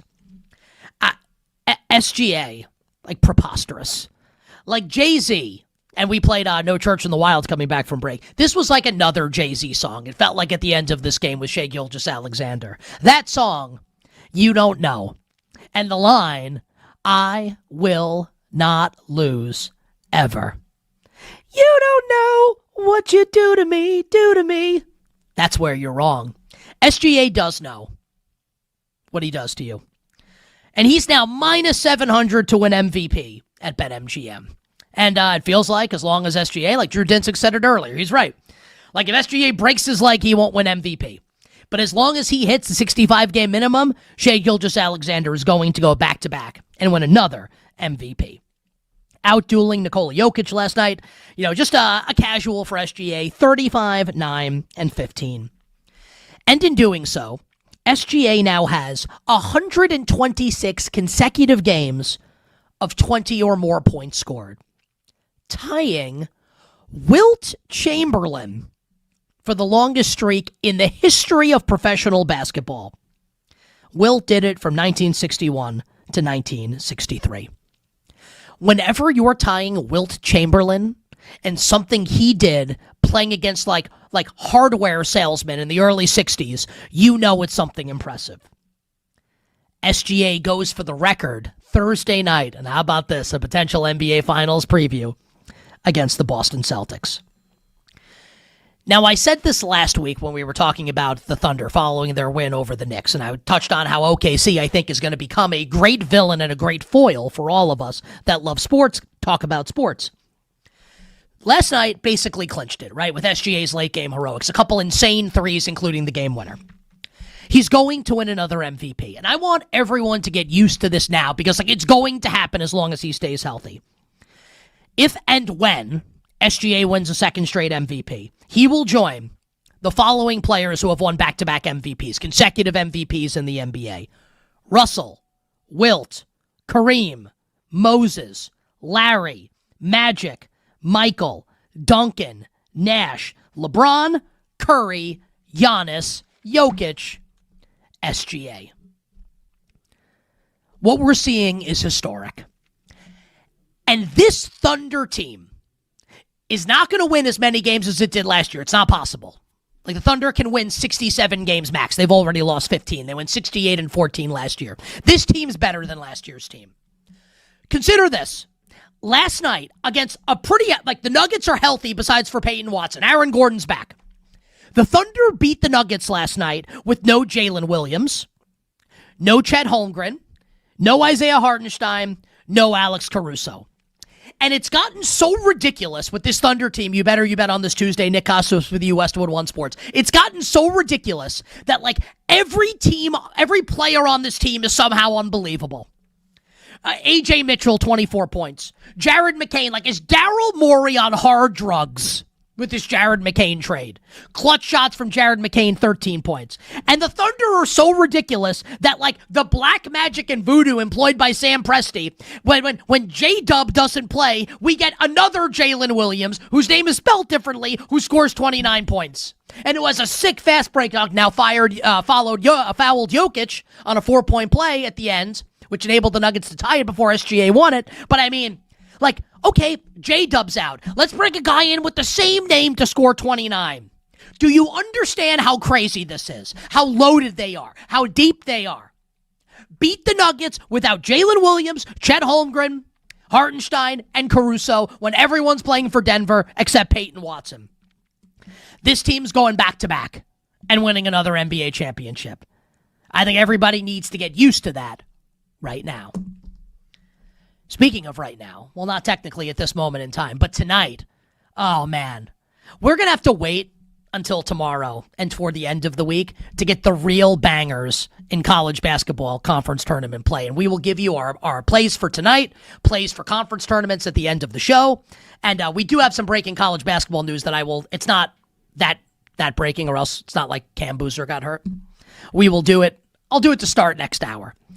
But we have a great game in the NBA tonight that we will discuss for a few moments now in a segment that we're going to call Game of the Night. Game of the Night. Very minimalist imaging there. I need a better throw. I can't say Game of the Night and then the imaging says Game of the Night. The game of tonight in sports, in the NBA, the San Antonio Spurs hosting the Boston Celtics. San Antonio, a 3.5-point favorite.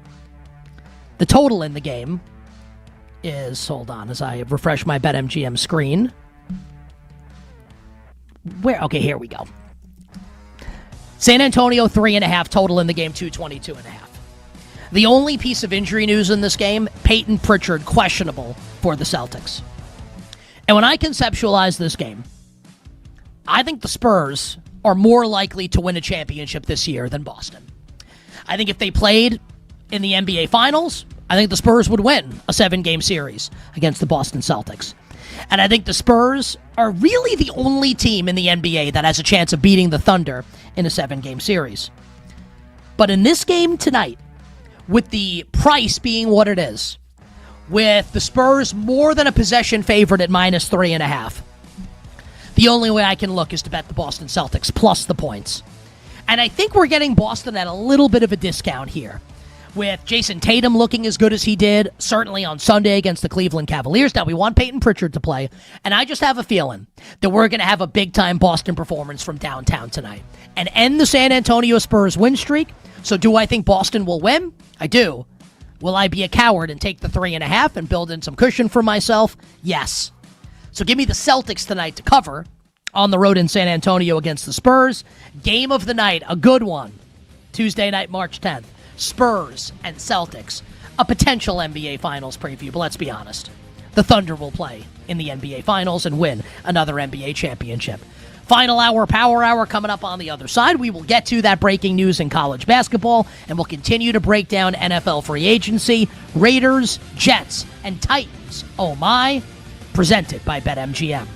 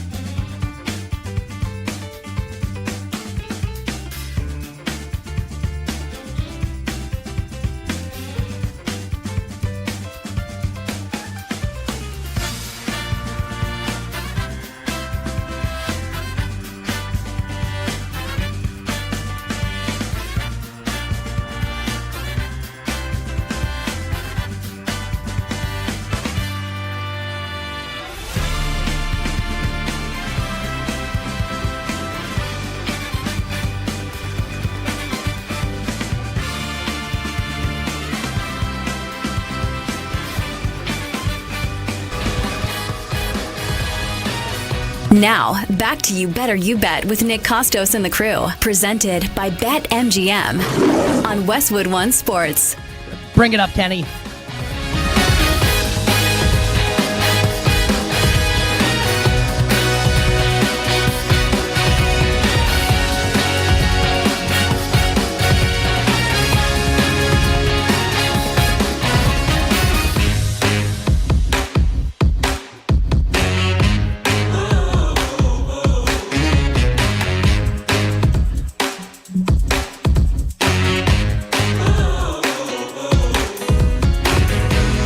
Final hour.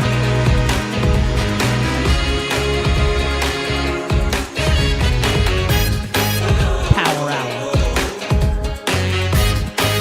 You Better You Bet on Westwood One Sports. Nick Kostos, our amazing crew, and you. The Power Hour and every hour here on You Better You Bet, brought to you by BetMGM. Make it legendary by downloading the BetMGM app and visiting BetMGM.com. Got a lot to do this hour, final hour of the show. We will close the show by giving you our bets for conference tournaments in college basketball as the Power Conference tournaments get set to start. Very much looking forward to that. Plus, bets for individual games, both in college hoops and the NBA. That will close the show coming up about 45 minutes from now. Ton of NFL free agency still to get to, including 3 teams that are picking in the top 5 of the draft. Spent like drunken sailors yesterday. I liked 2 teams, disliked the other approach. We'll get to that coming up in a little bit here. We still have to touch on the Carolina Panthers. We have to touch on the New York Football Giants. A lot to do in the final 60 minutes on this Tuesday. But the breaking news in the world of college basketball we've alluded to a couple times over the course of the last 45 minutes or so. Duke head coach Jon Scheyer announcing that starting point guard Caleb Foster has a fractured foot. Scheyer added that Foster could return, but Duke would have to make the Final Four in order for that to happen. Our friend Jeff Goodman of the Field of 68 tweeted a little while ago that a source told him in the Field of 68 that there is an outside chance that Caleb Foster could play if Duke makes the Final Four, but it's minimal. So I think for all intents and purposes, Caleb Foster's done for the year for Duke. The good news for the Duke Blue Devils is that stepping in to play point guard will be Caden Boozer, who's obviously, Cam's brother, Carlos's son, which is actually true.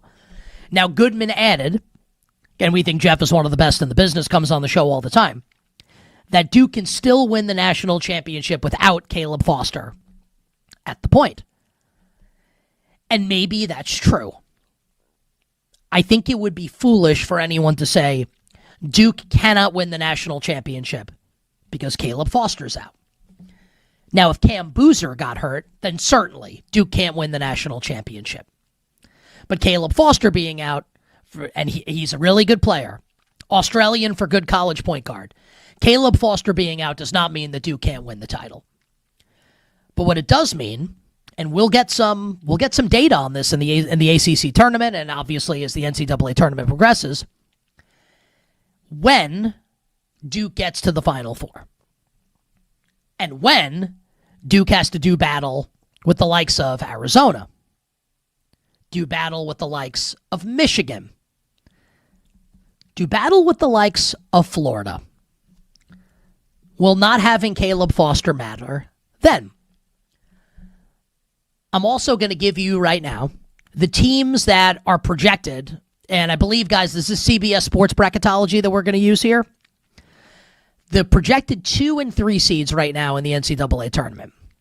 This is from Bracket Matrix, which is, I think, a compilation of all the top bracketology websites, right? The 2 seeds, UConn, Houston, Michigan State, Illinois. The 3s, Iowa State, Nebraska, Purdue, and Alabama. If you're a Duke fan, if you're someone that wants to bet Duke to make the Final Four, win the national championship, I think you're hoping for Illinois to be the 2 seed. Illinois can obviously score the basketball with great aplomb, But their defense stinks, and I think Duke easily beats them, if indeed that's the matchup in the Elite Eight. UConn, on a given night, can absolutely beat Duke. I don't know that I pick them, but they have the upside. Houston has the upside to beat Duke in a one-game scenario. We saw it last year, unfortunately for us, who bet Duke to win the tournament. Michigan State, I also think, might have the upside in a one-game scenario to beat Duke. And as far as the threes go, does Duke really want to see Iowa State? Just throwing it out there. Caleb Foster probably done for the year. We will have a bracket on Sunday. I would still take Duke to the Final Four, but if that's something you want to do in your bracket or with the bet, I think you're probably rooting for a specific series of events in Duke's bracket. Last note here. I think it's setting up as a very interesting real-life storyline where Cam Boozer is going to win National Player of the Year in college basketball. He's been outstanding. Likely to be a top 3 pick in the NBA draft, probably behind A.J. DeBonsa and Darren Peterson in whatever order. His brother is obviously less celebrated, Caden Boozer. And now, Caden's going to have an opportunity, along with his brother Cam, if Duke's going to make a big run, to etch his name in Duke lore, and might not have gotten that opportunity otherwise. This NCAA tournament is going to be absolutely amazing. And speaking of college basketball, BetMGM players will receive a college basketball odds boost token. To use the token, add a college basketball wager to your bet slip and activate the token. If you win your wager that was made with the token, you'll receive extra winnings and unrestricted bonus dollars. Make it legendary. Download the BetMGM app today, and please gamble responsibly. Okay, you bet Westwood One Sports, Nick Kostos, and you. Back to NFL free agency. 3 of the teams picking in the top 5 spent I keep saying, I guess it's cursed like drunken sailors. What do they spend like? Like a housewife about to get divorced? I don't know. Whatever, they spend lots of money. Like Nick Kostos when he has too much money and goes shopping. I'll be honest, it's one of my vices. The team with the number 1 pick, the Las Vegas Raiders, spending spree. The team with the number 2 pick in the NFL draft, the New York Jets, spending spree. Spending spree. And the team with the 4th pick in the draft, the Tennessee Titans, spending spree. We'll touch on the Giants with the 5th pick, and the team with the 3rd pick just signed Gardner Minshew. I'd love to know what the Arizona Cardinals are doing. The Las Vegas Raiders signed free agent center Tyler Linderbaum to what is not by a close margin, by far the richest deal that's ever been handed out to a center. Tyler Linderbaum's going to make $27 million a year. The second highest paid center in the NFL, Creed Humphrey, makes $18. I think a lot of general managers are probably pretty pissed at John Spytek and the Raiders because now it means that the market is going to be raised. Think about this, you're an average left tackle, like Rasheed Walker. You're a left tackle and Linderbaum just got $27 million. Teams going to have to pony up for these offensive linemen now. Unintended consequence. I'm not saying the Raiders should care, but I think that's a little interesting. So Tyler Linderbaum will be the center. And I agree with what Danny Parkins said earlier in the show when he joined us in hour number 1. That Linderbaum, yes, they overpaid for him, but he's an awesome center. You want to help Fernando Mendoza, assuming Mendoza's the number 1 pick. And Linderbaum, while Mendoza eases into the offense before he's ready to call the protections and really set things up, Linderbaum can do that. So I like that signing. They also signed 2 linebackers, Nakobe Dean and Quay Walker. Wide receiver Jalen Naylor retained Malcolm Kuntz and Eric Stokes and brought in Kwity Paye from the Indianapolis Colts. The Jets traded for Minkah Fitzpatrick and then a bunch on the defensive side of the ball. Demario Davis back for his 3rd tour of duty as a Jet. David Onyemata on the defensive line, where him and Devondre Sweat are 2 monsters in that defensive line now for the Jets. Joseph Asai from the Cincinnati Bengals. Kingsley Enagbare from the Green Bay Packers, pass rusher. And Dane Belton, another safety, to go along with Minkah Fitzpatrick. And the Tennessee Titans. Man, it's like the Brian Dable, Robert Saleh, failed New Yorkers collection.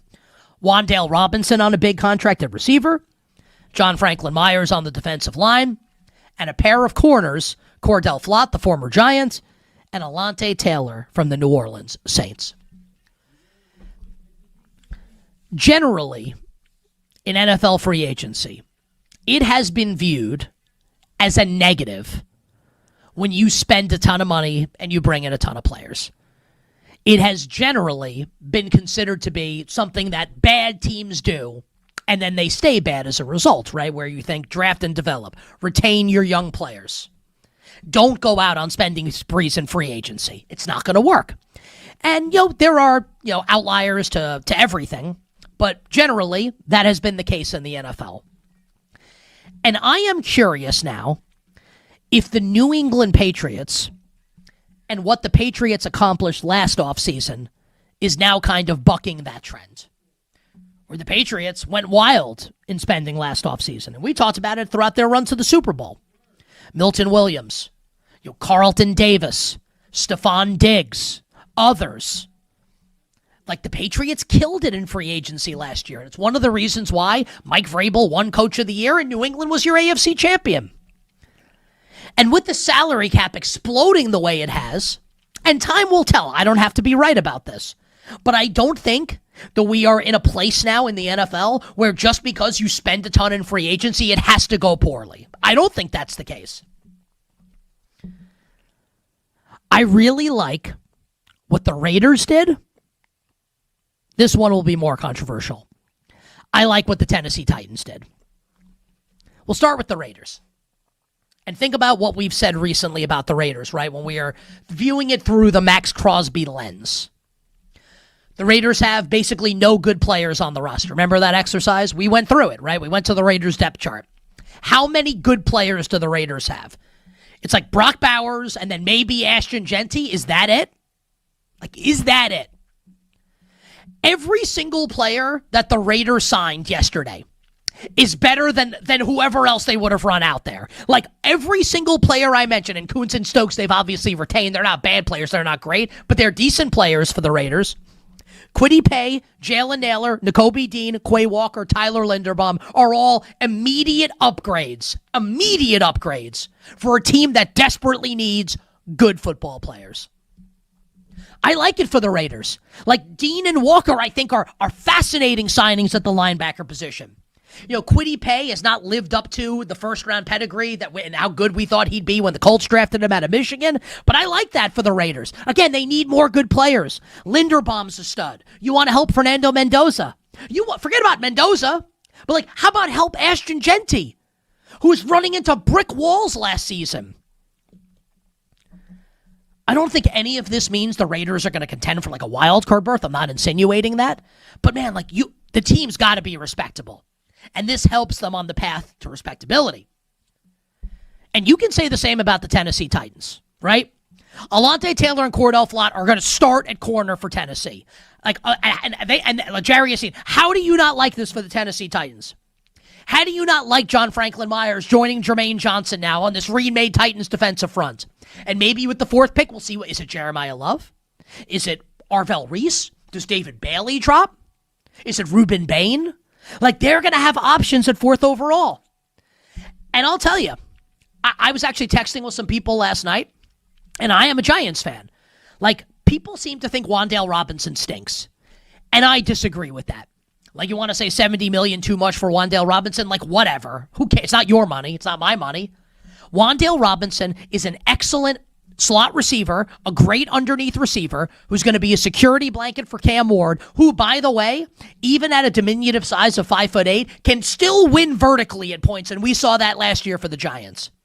That's an awesome signing for Cam Ward. An awesome signing. And look, they need help at receiver still. It can't be Chimere Dike and Alec Iamaner and Wan'Dale Robinson. I don't think Calvin Ridley's going to be on the team. So you need a real downfield threat. But I mean, we're at the start of a rebuild for the Titans here. Cam Ward's going to be in a way better spot this year than he was last year. And if Cam Ward can take that step forward, can the Titans contend for a wild card berth? They can, right? I'm not going to say that about the Raiders. I think the Tennessee Titans can. And I think people are kind of missing the boat here on what the Titans did. Am I saying they're a Super Bowl team? No, I'm not saying that. But can the Titans go 9-8, 10-7 if Cam Ward takes the next step? Absolutely. And are the Raiders way better today than they were yesterday at this time 24 hours ago? How can you argue against it?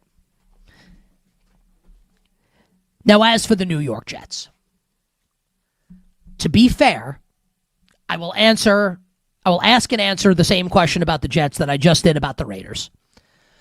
Are the Jets a better football team now than they were 24 hours ago? Absolutely. No question.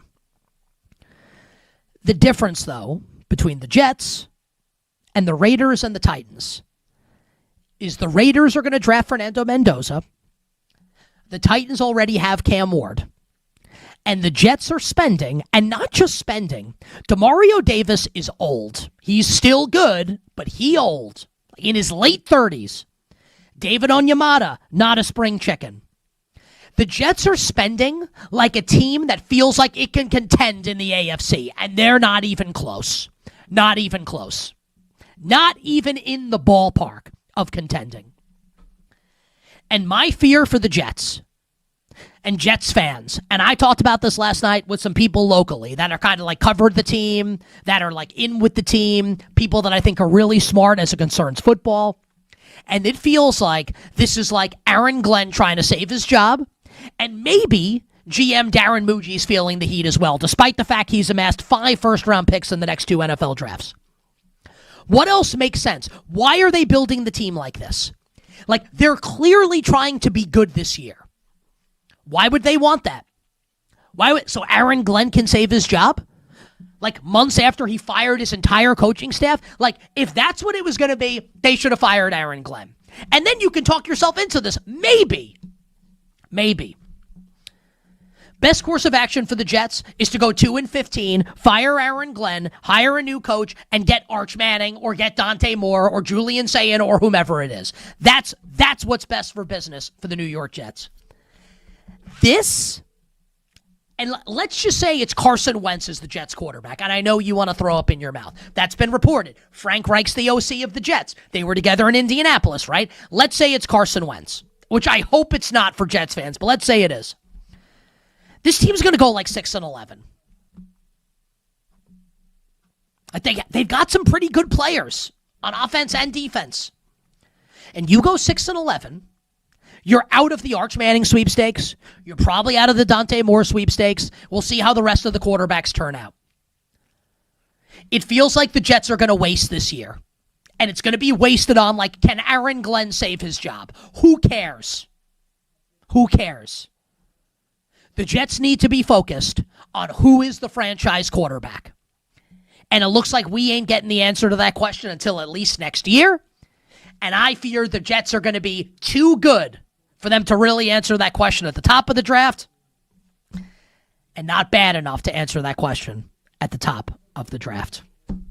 Other than that, Jets fans, it's awesome. Do you agree with me on the Raiders and the Titans? 310-840-4910, youtube.com/@the Kostos. Coming up next, more NFL free agency talk.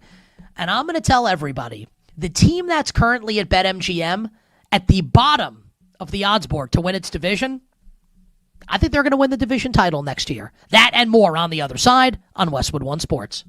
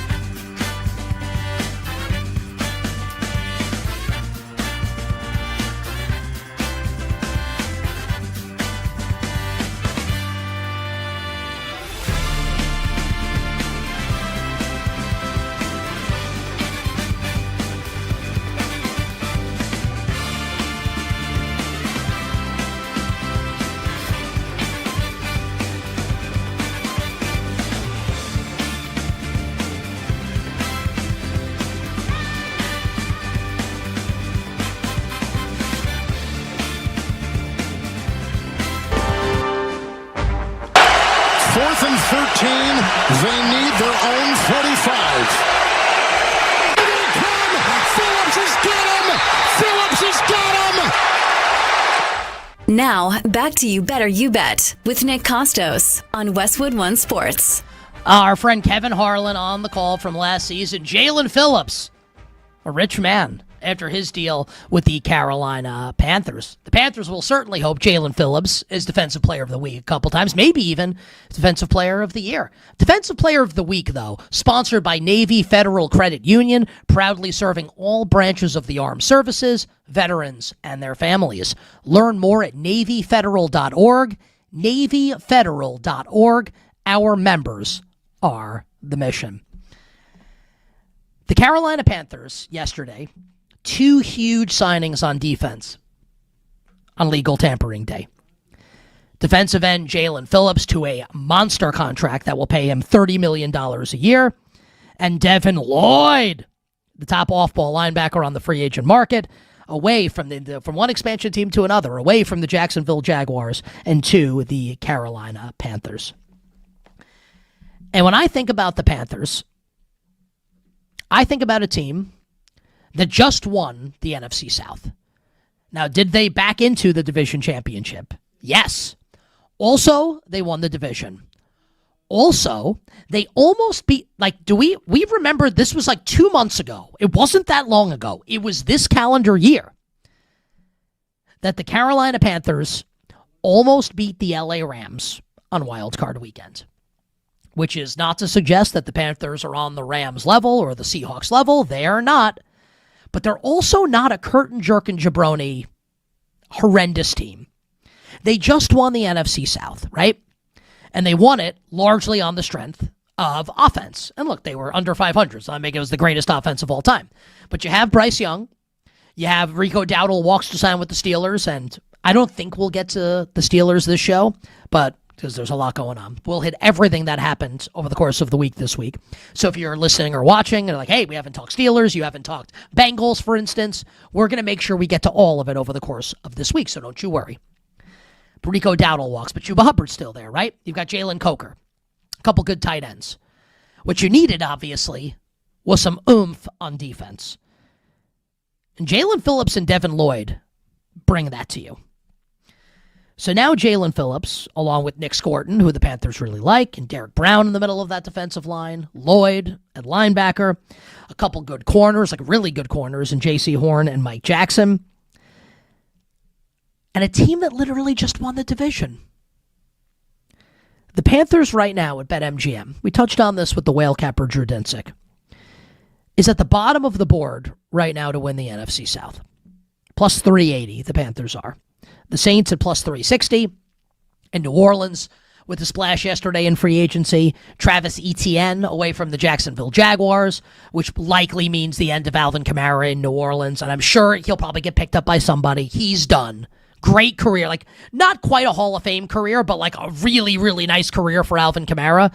He's likely done in New Orleans. Travis Etienne takes over as the lead running back. Also signed guard David Edwards away from the Buffalo Bills. And just low-key, the Saints are going to have a pretty good offensive line this year. Tyler Shuck going to have some protection. If they can get a real number 2 receiver to pair with Chris Olave, man, I think the Saints could be pretty good this year. Not good they're going to win 11 games. Could they go 9-8? It's possible. The Falcons are plus 350 with Tua and Michael Penix Jr. No thanks. And the Tampa Bay Buccaneers, who just lost Mike Evans, plus 130. Todd Bowles back for another year. Zach Robinson, who's the new offensive coordinator, I don't think anyone would confuse with Bill Walsh with what he did the last couple of years in Atlanta with the Falcons.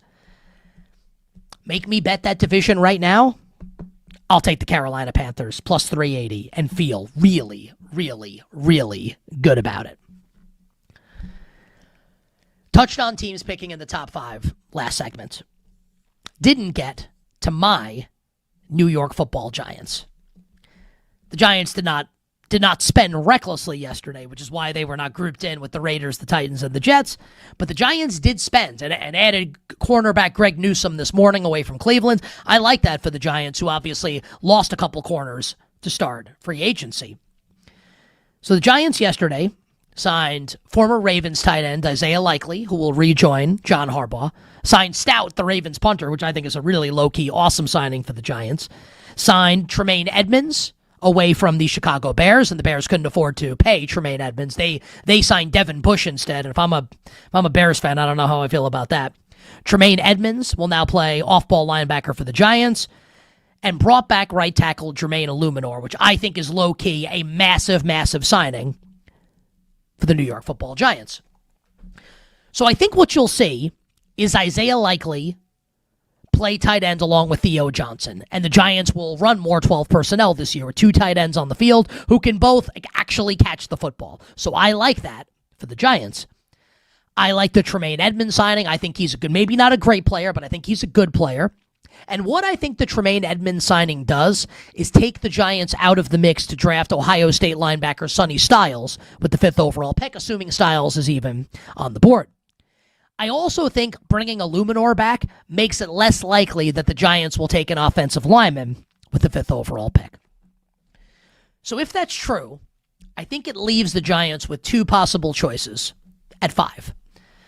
Those choices are safety from Ohio State, Caleb Downs, or pick the wide receiver of your choice. Either USC's Mekhi Lemon, who did not exactly cover himself in glory with the way he dealt with the media at the Combine.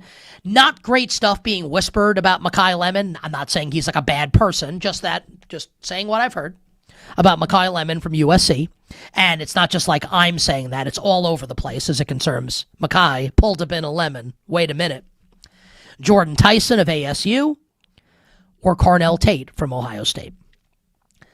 As a Giants fan, what I would like, I was going to say, how about this? Like, people don't like when you bring up politics, but, President Trump is bringing up MAGA, right? And you can hate that or you can love it. Make Iran great again. Here's what I would say. MOGA. Make offense great again. How about instead of MOGA, how about MOFA? Make offense fun again for the New York Football Giants. I'd love to see them draft Carnell Tate with the 5th overall pick. Hear me out on this one now.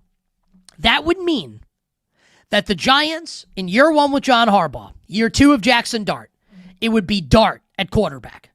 Scatterbo and Tracy in the back, and I am sure, and they brought back Devin Singletary, I wouldn't be shocked if they added a running back in the draft or signed one as well. But let's just say it's Scatterbo, assuming health, right? Exciting young player. Likely and Johnson as the 2 tight ends. And then your top 2 receivers would be Carnell Tate and Malik Neighbors. Does that get you excited? Does that get your juices flowing? And I'm of the opinion, and time will tell, because I've shared this opinion with Giants fans. I talked about it on Instagram. You should follow me there, at the Kostos, TheKostos. And a lot of Giants fans say to me, the defense stunk last year, you've got to improve the defense. Now, I said this during the year. Like, yes, the Giants defense stunk, and yes, it couldn't hold a lead to save its life. Shane Bowen was a miserable defensive coordinator. Miserable. I have to imagine that under Denard Wilson, the Giants defense will be better coached than it was under Shane Bowen. I don't think the Giants will win the NFC East. I don't think the Giants are as good as the Eagles. I don't think they're as good as the Cowboys. You can make a case that the Commanders bring back Laramie Tunsil.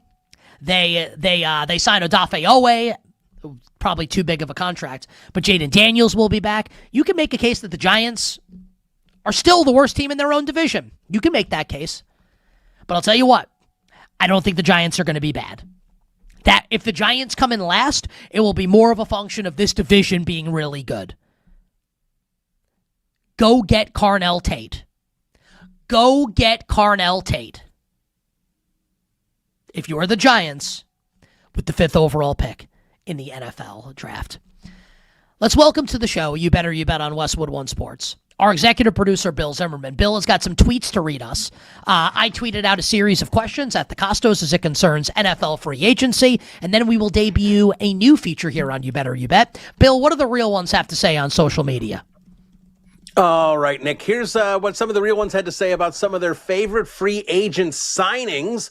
At Ace de Cardano, in terms of value, how about Nakobe Dean? He's incredibly violent, smart, and fast. He's the prototypical linebacker in this era. He would still be an Eagle if Jahad Campbell had not fallen in the draft. Obviously, though, he needs to stay healthy.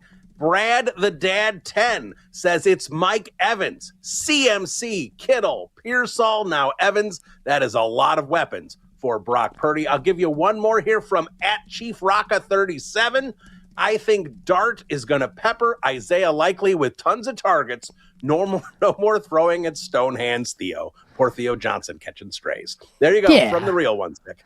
Yeah, I think Theo Johnson's a little better than that. The one thing I'll say about the idea that Isaiah Likely is just going to, be like Mark Bavaro or Jeremy Shockey with the Giants now. Like, Giants fan, I think I said this with Danny when he was on the first hour with us, right? Like, oh, well, he knows the John Harbaugh system. Great. Like, you mean like when he was not on the field that much for Baltimore?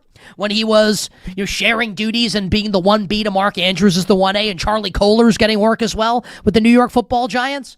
So I'm a little reticent to say Isaiah Likely is going to be like this fantasy football monster. I don't know if that's going to happen, but I do like the real life implications of Likely coming to the Giants because I think it means more multiple tight ends on the field, which I think seems to be, and I'm not claiming to be like the X's and O's guru of the NFL, I'm not, but it kind of seems like the next move that NFL teams are going to make to combat what defenses like the Seahawks are doing. And you saw Sean McVay and the Rams do it last year with 3 tight ends at the same time. I think the Giants will employ a lot of 12 personnel this season. Got some YouTube comments as well, youtube.com/@thekostos. Our friend Nolan Short says, trusting Mike Evans' hamstrings around the San Francisco electrical substation seems risky. It does go noted that friend of the show, Kendrick Bourne, who was with us Super Bowl week in the Bay Area, he signed a deal with the Arizona Cardinals yesterday, which makes me sad because I love Kendrick Bourne and the Cardinals are going to be terrible. Kendrick Bourne said to us on You Better You Bet, and it made national news, that he thinks there's something to the theory that the electrical substation in San Francisco and like the electromagnetic waves or whatever is helping to contribute to these injuries that the Niners seem to be suffering. I don't know what the hell's going on, but I'll tell you what. If the Niners can stay healthy, they're going to be a beast this season. Our buddy Mark says Kyle Shanahan has never won anything of substance, yet has earned the benefit of the doubt, ? I don't know. Could have 3 Super Bowl championships, Mark. I think you're being a hater. Like, could have won Super Bowl 51 if things went slightly differently. Up by 10 points in the fourth quarter against the Chiefs in Super Bowl 54. Late lead against the Chiefs in Super Bowl 58. Had 4th and 1 against the Chiefs in overtime before a Mahomes 8-yard scramble. I think you're actually hating more than I'm giving the benefit of the doubt to Kyle Shanahan. Our buddy Void, Mike Evans is going to look great in the Niners IR slots, giving it until week 4. Do we have to put this evil out into the universe, guys? We don't need to do that. YouTube.com/@thekostos. A feature that I've been wanting to bring to You Better You Bet for quite some time. We're going to do it today for the first time. And the reason why we're going to debut it now as opposed to start the final segment of the show is because we want you, our listeners and viewers, to think about the answer to today's trivia question. So trivia will now be a daily staple of You Better You Bet. I have no idea what the question is. Scout's honor to all of us that we will not look up the answer. What fun is that? And we will attempt to answer the question to start the final segment every day. Bill Zimmerman, what is the trivia question of the day? All right, here we go, Nick. Tonight we have the West Coast Conference Championship game between Gonzaga and Santa Clara. Now, Gonzaga is attempting to win their 22nd conference tournament over the last 28 seasons. Now, St. Mary's has won 4 in that stretch as well. So today's trivia question is, name the last team, other than Gonzaga and St. Mary's, that won the West Coast Conference tournament. I love it. It could really only be a couple teams, but I love that question from our friend Bill Zimmerman. We will answer that question on the other side, and we encourage you, youtube.com/@thekostos. You can tweet us at You Better You Bet. You can tweet me at @thekostos. You answer the question as well. The last team in the West Coast Conference other than Gonzaga or St. Mary's to win the conference tournament. We'll attempt to answer that, and we will give you our bets for tonight and for all the major conference tournaments to close the show right after this on a Tuesday on Westwood One Sports.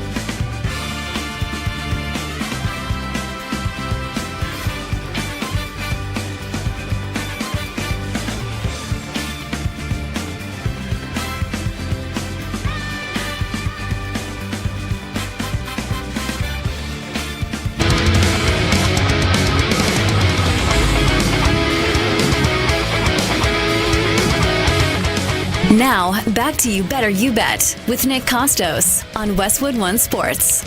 All right, let's attempt to answer the trivia question courtesy of our executive producer, Bill Zimmerman. The question, name the team in the West Coast Conference Championship game. Santa Clara, upset win last night over St. Mary's.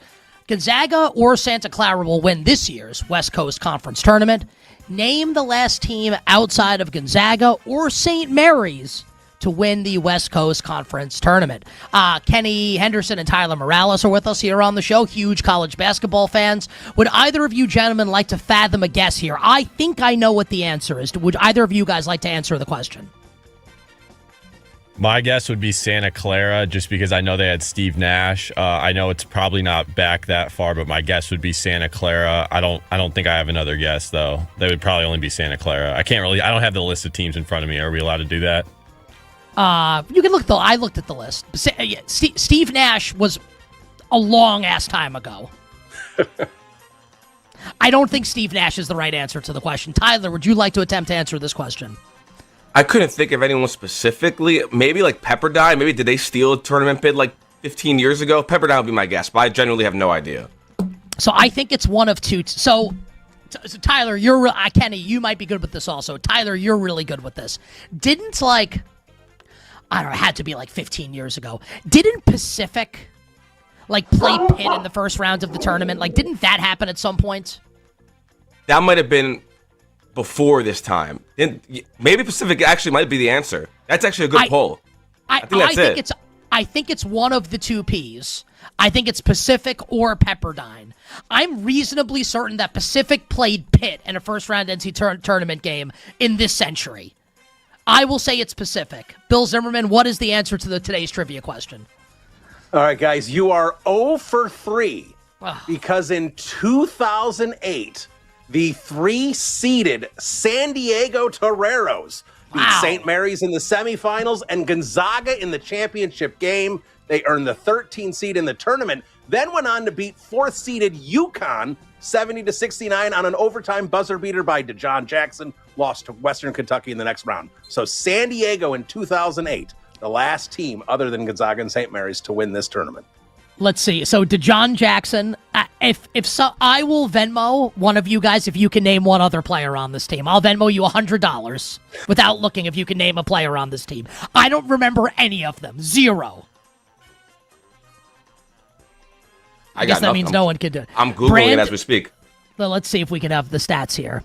So the leading scorer was Brandon Johnson. I don't even know who that is. 17 points per game. Gino Pomare averaged 15 points per game. Brandon Johnson, didn't play in the NBA. I don't think, at least. Wow. Good question from Bill. When did Pacific played Pitt, I want to say, in the NCAA tournament? When did Pacific make the tournament? Yeah, 2005. Pacific beat Pitt. And you know what's funny is how I remember that? I definitely bet Pitt in that game. In an 8-9 matchup. So there you go. San Diego. That was like a Michael Olowokandi team or something. But no, that's after him. Michael Olowokandi was the first pick in 98? West Coast Conference Tournament champions.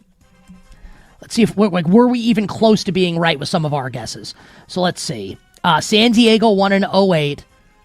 San Diego also won in 03. San Francisco and Santa Clara won in 93 with Steve Nash, Kenny. So just a couple years off there. Yeah, all right, just great a couple job. Years. Great job with the trivia question for today. All right. Thank yous, and then we'll get to all the bets for tonight. Danny Parkins was outstanding on the show today, as was the Whale Capper Drew Dinsick as our guests. Our executive producer, Bill Zimmerman, technical director, back from Puerto Rico and not feeling himself, Tyler Morales. Our engineer, Kenny Henderson. Our video producers, the tag team of Downtown Mike Brown and Dan the Man Turner. Let's get to the bets for tonight and conference tournaments. Kenny, please drop the dope-ass beat. There is no better place to be during March matchups than Las Vegas, and this year, college basketball fans can win a VIP trip to the Court of Legends event featuring the Cavender twins. Simply place sports bets, and your position on the leaderboard will determine if you win one of the 25 grand prize packages. Just sign into your BetMGM account, opt into the promotion. What I'm thinking about right now, I remember all these college basketball tournament games that I remember are all games I've lost money on. Just sign into your BetMGM account, opt into the promotion, then start placing sports bets of at least $10 to climb the leaderboard. Make this March one to remember. Join the Court of Legends leaderboard so you can make it legendary. Tyler Morales, what do you have for us either tonight in college basketball, today in college basketball, or in conference tournaments? Yeah, this one's ugly tonight. I like Kansas State plus 10.5 against BYU. Like, ever since they fired Jerome Tang, like, Kansas State's still not good, but they've been a little better, and I don't think BYU is going to blow out anybody the way they're currently constructed, so I'll take Kansas State plus 10.5. Here's a long shot bet to win the ACC tournament. I really like Miami. Miami's going to avoid Duke if they make the national, if they make the final. Miami's 20-1. They'll probably play Virginia in the next round if they win the first round. We don't know who they're going to play yet. So Miami versus Virginia would be one of the rounds I'm going to be curious about. And also, Miami's never played Duke before this season. So I think without Gumba and Caleb Foster, they could catch them off guard here. And this is also like a Miami team with just like guys that have been around the block. Like, these are like 5-year players, guys that have played in tournament games before. So I like Miami 20-1 to win the ACC tournament as a long shot. I haven't really seen anybody give out so far.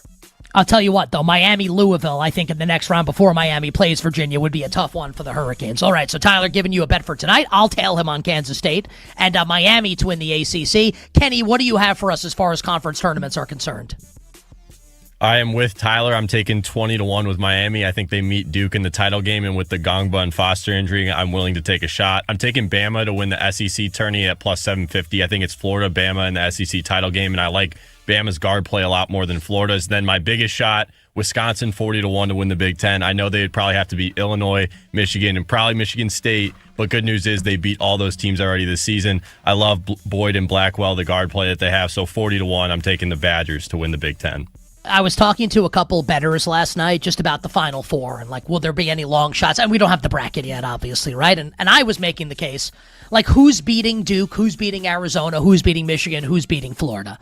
And one of the teams that got thrown out to me, and look, like, the price is going to reflect it, they're not going to be favored or close to it, was Wisconsin as a team that maybe has the upside to win 4 games in the NCAA tournament. So Kenny taking a shot on Wisconsin to win the Big Ten. Okay. Bets for me today in college basketball and the NBA, and then I'll give you some conference tournament plays as well. Bobby Hurley, not like his brother in terms of coaching. You're going to get fired by Arizona State. Does anyone want to take the points with Arizona State? This game against Baylor is starting in a little bit here. Baylor, you know what? The Baylor just got bet up to 5.5. I'm going to be on the outside. You know what? If you're going to bet that game, I actually think it's Baylor. Arizona State beat Kansas, and then they got blown out by Arizona. No play for me on that game. I will lay the 2.5 with Virginia Tech against Wake in the ACC, and I'll have a small bet on Gonzaga tonight, laying 6.5 against Santa Clara to win the West Coast Conference Tournament. NBA bets for me tonight. So I teased this earlier when we did Game of the Night. I'm going to take the points with the Celtics. Celtics, the number has to be 3.5. Boston plus 3.5 on the road at the Spurs. I did take the Spurs over Boston in the draft that Drew Dinsick and I did, NBA title draft. But if I'm going to get more than 3 here, I'll take it with the Celtics. Celtics plus 3.5. And I love the spot tonight for the Houston Rockets. Because we may not think Houston is great, but Houston's, I think, is a very good team. And what do we know about the Toronto Raptors? They beat up on bad teams. They lose to good teams. We took the Timberwolves last week against Toronto for that reason. I think this number is going to come down to 5. Give me the Houston Rockets laying it tonight against the Raptors. So Rockets laying it, taking it with the Celtics. I'll lay it with Gonzaga, and I will lay it with Virginia Tech. And I'll join Tyler and take the points with Kansas State. All small bets. As far as some conference tournament plays,